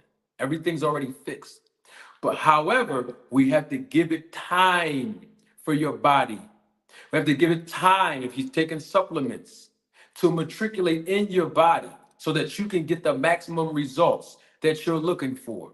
And if you go back and look at the last three opponents that Terence Crawford fought, you will see it. When he fought Sean Porter, he knocked Sean Porter down at ease. Nobody ever knocked Sean Porter down more than once in no fight. Crawford knocked him down twice and was probably on the verge of finishing him off. What happened an entire year later? Now, the reason why I'm bringing up Sean Porter is because that was the first fight publicly that we know of that he was a part of the SNAC program. A year after that fight, a whole entire year. Whatever supplements or those certain things that Crawford said he uses that's different from other fighters was obviously working to a point that we saw him a year later go into the ring in December of last year and knock David Evan Nijin out cold with one punch, something we've never seen Terence Crawford do, particularly in the welterweight division. And literally 7 or 8 months later, he goes into the ring with Errol Spence Jr., and we saw what happened. So what I'm saying is, all of the things that led up to this happening to Errol Spence, all of the contradictions that Crawford has made before that fight, all of the enhancements and improvements that we have seen from Terence Crawford before and after he fought Errol Spence, and we've also seen the arrogance following it. It only can make me conclude that the SNAC program works. And I'm going to stick to that. And I'm going to end this segment and end this with this right here. And I got to take my glasses off because I want everybody to hear me live and live in color. You can go on anybody else's channel, and I'm not pointing nobody out and saying they wrong or nothing. I'm just speaking up on my honor, because every time we get to this SNAC program topic, people be in my comment sections, insulting me, calling me names, which I really don't care. I love the controversy. But they also say that I'm hating on Bud, and I'm not picking on nobody else but Bud. But I want to say something that everybody that's listening live and a replay of this live can respect me on. If you don't respect me on nothing else, respect the fact that I stood 10 toes down and I've been standing from day one on everything that I've said a few seconds after the fight and what I'm saying today. And let me be clear on what I'm referring to. And this message is for Terence Crawford fans. Terence Crawford fans. And this is not me comparing myself to other content creators, but we got to put this in contextual references so that everybody can be on the same page with me. You've seen other content creators, and I'm not criticizing them. I'm just keeping it all the way 100. Content creators who said that Errol Spence was going to win this fight. When Errol Spence lost this fight, most content creators that chose Errol Spence to win or thought he was going to win came out on their platforms and apologized and said, I'm sorry, I was wrong. I thought Crawford was going to lose, but he actually won. I was the only one from day one that never apologized for making a prediction or an opinion about Errol Spence winning the fight. But what I did do, which 12,000 views later, here we are. I did a video with the thumbnail that was stolen from me by another content creator, where I actually put the picture of Errol Spence on the thumbnail with a dent in the side of his head. And I did um, a live video, live. 3,000 people was watching live in living color on a Tuesday at 2:00 p.m., nearly 4 days after the actual fight between Crawford and Spence. And I gave 6 or 7 reasons why I thought Crawford's performance was suspicious to me. And I told the people I wasn't going to apologize, all because I gave an opinion based on the strengths and weaknesses of both fighters who I thought was going to win. But what I did do in those 6 and or 7 suspicious reasons of why I saw something different in that fight and the performance of both men, I stood on that. And guess what happened next? Most people are finally starting to listen to me that the SNAC program works. And if you think I'm gonna stop at Crawford talking about it, you got another thing coming, because there's other fighters, and there's 2 of them that's going to be competing within next week and next month. That's on the SNAC program. So my point is that I know that I started a trend on YouTube. That's why they say I'm the most controversial man on YouTube, and people have dubbed me as Omaha's most wanted. The bottom line is this: I'm not here to take credit. I don't want to be famous. I'm not here for money. I do this because I love boxing and I'm here to educate the public. But I love entertaining people as well. But at the same time, though, I want everybody to be on the same page, that it don't make no difference if you believe that something is illegal about SNAC or if you think something is legal about SNAC. We all can agree on this one fact, and that is that Terence Bud Crawford could not beat Errol Spence without his performance being enhanced. You know it, I know it, and everybody else know it. And there's nothing wrong with that. If that is the truth, it's okay. You enhance your performance to beat someone. Cool. If it's legal, it's okay, right? So then why get mad when we talk about it? If you know a cloud of suspicion is rolling around Crawford because he's rolling with a guy named Victor Conti. And I'm not saying Victor Conti, is doing something wrong. But at the same time, we can't be naive and act like that everything is just washed away because somebody is saying, I've changed. The bottom line is this. The bottom line is this. Terence Crawford's performance was enhanced. And he said it himself. He uses certain things with the SNAC program that's different from other fighters. Now it's leaving everybody to suspect what he's talking about. It don't make a difference what he's talking about. He's with the SNAC program. And that settles it. And the SNAC program works. And everybody know it to be true. So y'all can keep getting mad at me all you want. I'm going to keep repeating it and saying the SNAC program works. Now, I know people say it's undertones, and I understand. I know people say I'm insinuating. I understand. I know people say I'm doing innuendos. I understand. But I have a challenge for the same people that's saying that. I'm going to need you all that have said that about me when I say the SNAC program, innuendos, insinuation, and undertones. I'm going to need y'all same audience, Terence Crawford fans, to please point out the innuendos, the undertones, and the insinuations that Terence Crawford made when he made the statement that I use certain things that are with the SNAC program that are different from what other fighters use or maybe not use. So if it was good for the goose, got to be good for the gander. The same rules that's supposed to apply to me when I speak is got to apply to Terence Crawford as well. And I have to say this in closing before I acknowledge my guy, Supreme L's Super Chat. I've been highly criticized But the content that I have published about Terence Bud Crawford.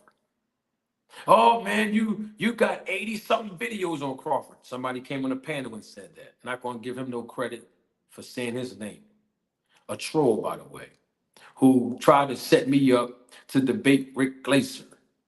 And I've already defeated Rick Glaser. Y'all have seen that already. Now, my point is this. People have been criticizing me since I've gotten on YouTube. Oh man, most of your videos are about Crawford. Oh man, all you do is just hate on Crawford. Oh man, you don't talk about nothing else in boxing but Crawford. I want to put something in context. And I want anybody who don't believe what I'm saying to go do your homework and roll the tape on me. I challenge you to roll the tape on me.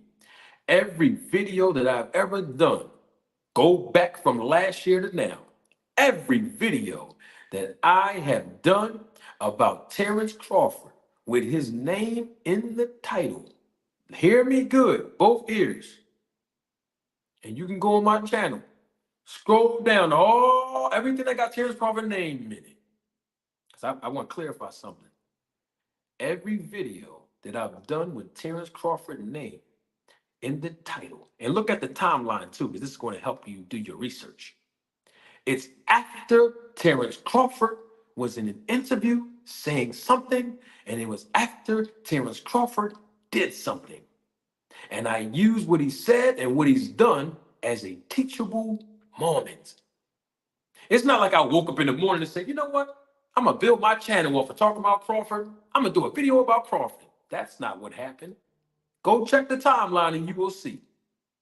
Every video I've done about the man is right after he has done or said something, whether it be in an interview and or Twitter or social media, period. Now go cross-reference that. And when you discover that I'm right about what I'm saying, all I'm saying is make way for the king. Because you know why? You being biased.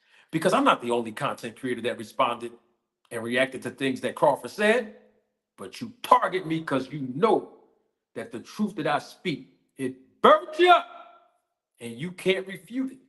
That's all. That's why I made a whole segment on you Crawford fans called Nip It in the Bud.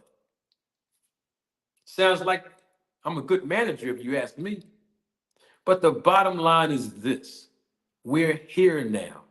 The man is with the SNAC program. And that settles it. And anybody else that need to get a competitive edge, since Crawford said that the SNAC program doesn't give anybody an edge, which is why he's still over there, right? Interesting enough.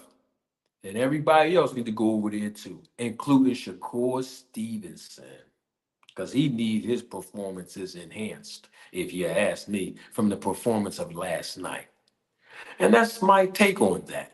But don't forget what I told y'all to do. Terence Crawford fans, that's your homework assignment.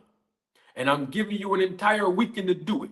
So when we come back on live early next week, I dare you to challenge me and roll the tape and show me a video or two or more that I reacted to Terence Crawford and did anything about Crawford where he didn't say nothing or do nothing that I was reacting to.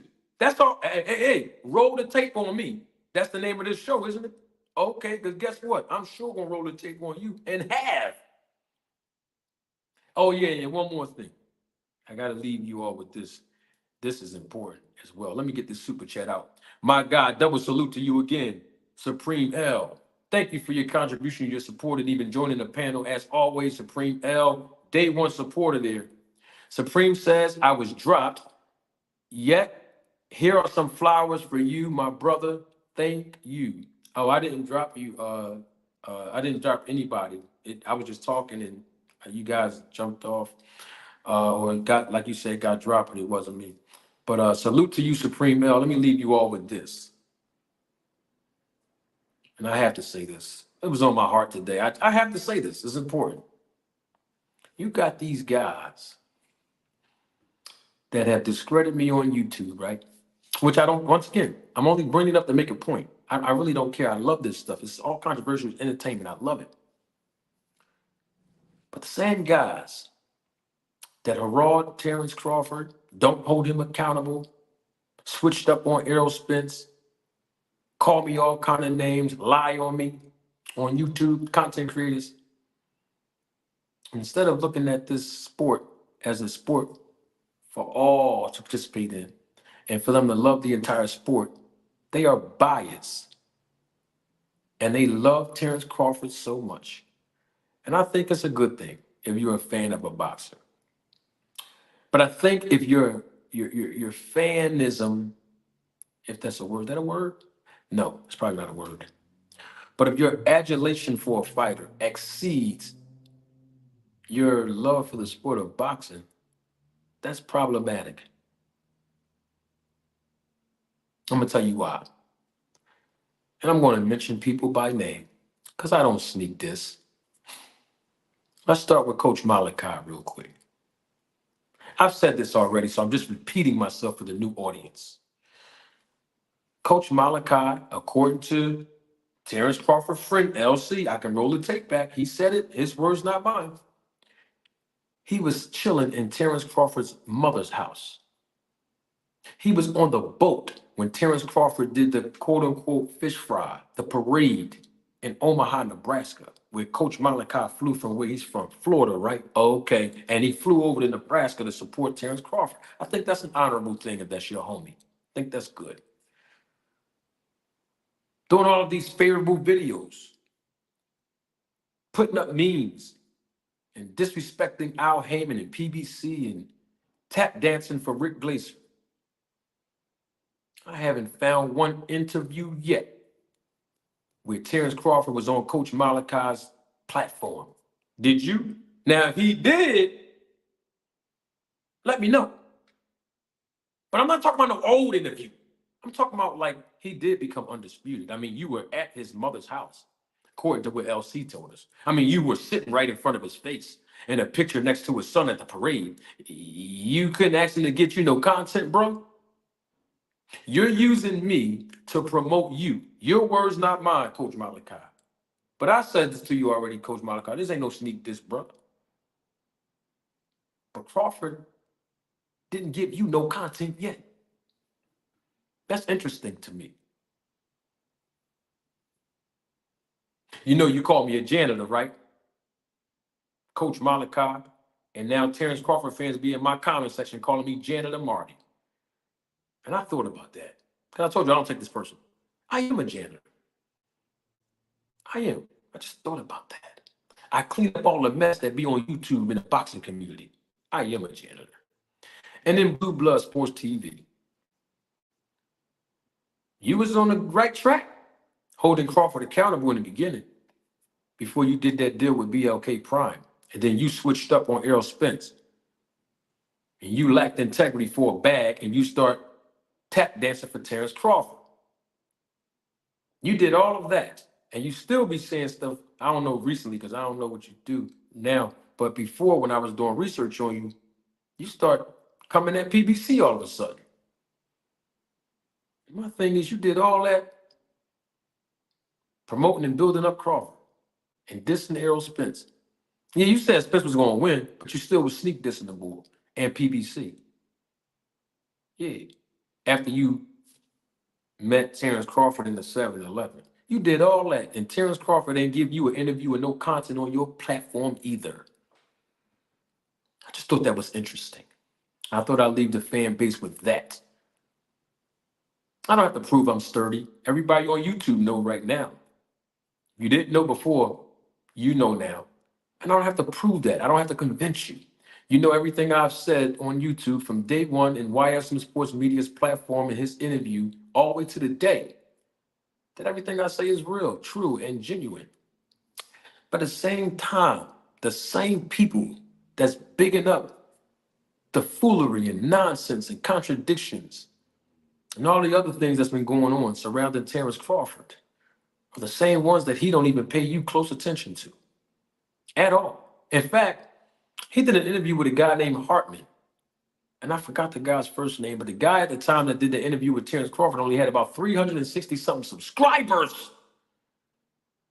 He gave him an interview and still didn't give you two guys none. Y'all still be talking about Rick Glaser this, Rick Glaser that, and this person and that person. but can't even get an interview with a guy that you're not holding accountable to. I just thought that was, hey Patrick, I just thought that was interesting, Pat. That's all. Band Up, I just thought that was interesting, Band. I know Blue Blood's your man, Band Up. I'm cool with it. All I'm saying is we got to deal with the facts and deal with what's real. And we know Terence Crawford ain't give none of these guys no content, bro. You gonna big the man up, at least ask him for at least two. You can't even get 2 minutes out the undefeated unified champ. I can get an interview secure with Terence Crawford before those two guys can. Oh, yes. That's the facts. Terence Crawford to come on my platform before he come on yours. And I'm doing that to be condescending. Because I'm not a hater. I want these guys to get their money and get their views on YouTube. I ain't no hater. And I'm challenging them. That's why I'm saying it. So they can go and ask Crawford. Yeah. So they can come back and say, aha, Manager Marty, I got an interview with Crawford. That's what I want them to do. Make this thing entertaining, bro. That's all I'm saying. And I want to leave with this. I know I keep saying I'm going to leave, but I got to leave with this. This is important. Because people have dubbed me as Omaha's most wanted. Omaha, if you're listening. Hold on. I have to do this. I gotta go get something. Hold on one second.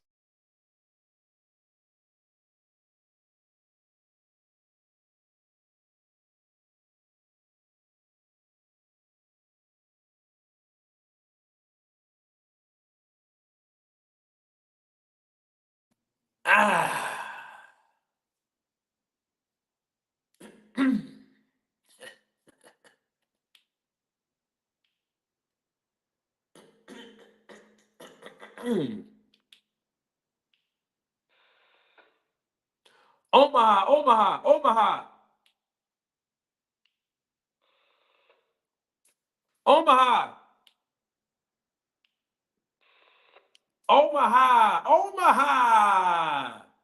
Omaha, Nebraska. Can you hear me, Omaha, Nebraska? Hey, Band Up. I sound like Peyton Manning at the line of scrimmage when he say, Omaha. Hey, Smooth Criminal, can you hear me, brother? All right, Omaha. Cold Red. The jig is up. All I'm saying, Omaha, Nebraska, hear me good. The people are saying I'm Omaha's most wanted because LC, a man from your city, Omaha, done came on my platform and said that everybody in Omaha is annoyed by me. Omaha, can you hear me? Omaha, listen, I love you. I'm going to come visit Omaha, Nebraska. I love you, Omaha. I'm a city boy. I've never been in Nebraska. All I'm saying is when I get out there, show me some love. Because I love you, Omaha, Nebraska. That's all I'm saying. All right? And I got to leave you with something, Omaha. Omaha! Can you hear me, Omaha? All right, Omaha. Cold Red. Cold Red, Omaha. The jig is up. Oh, it's Omaha. They talking to me. Ah, mister, what you saying, Omaha? Come back in.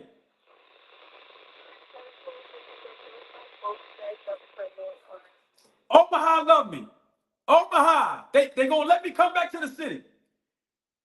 Did y'all hear them? They gonna let me come to the city. They said I'm good. Y'all heard it.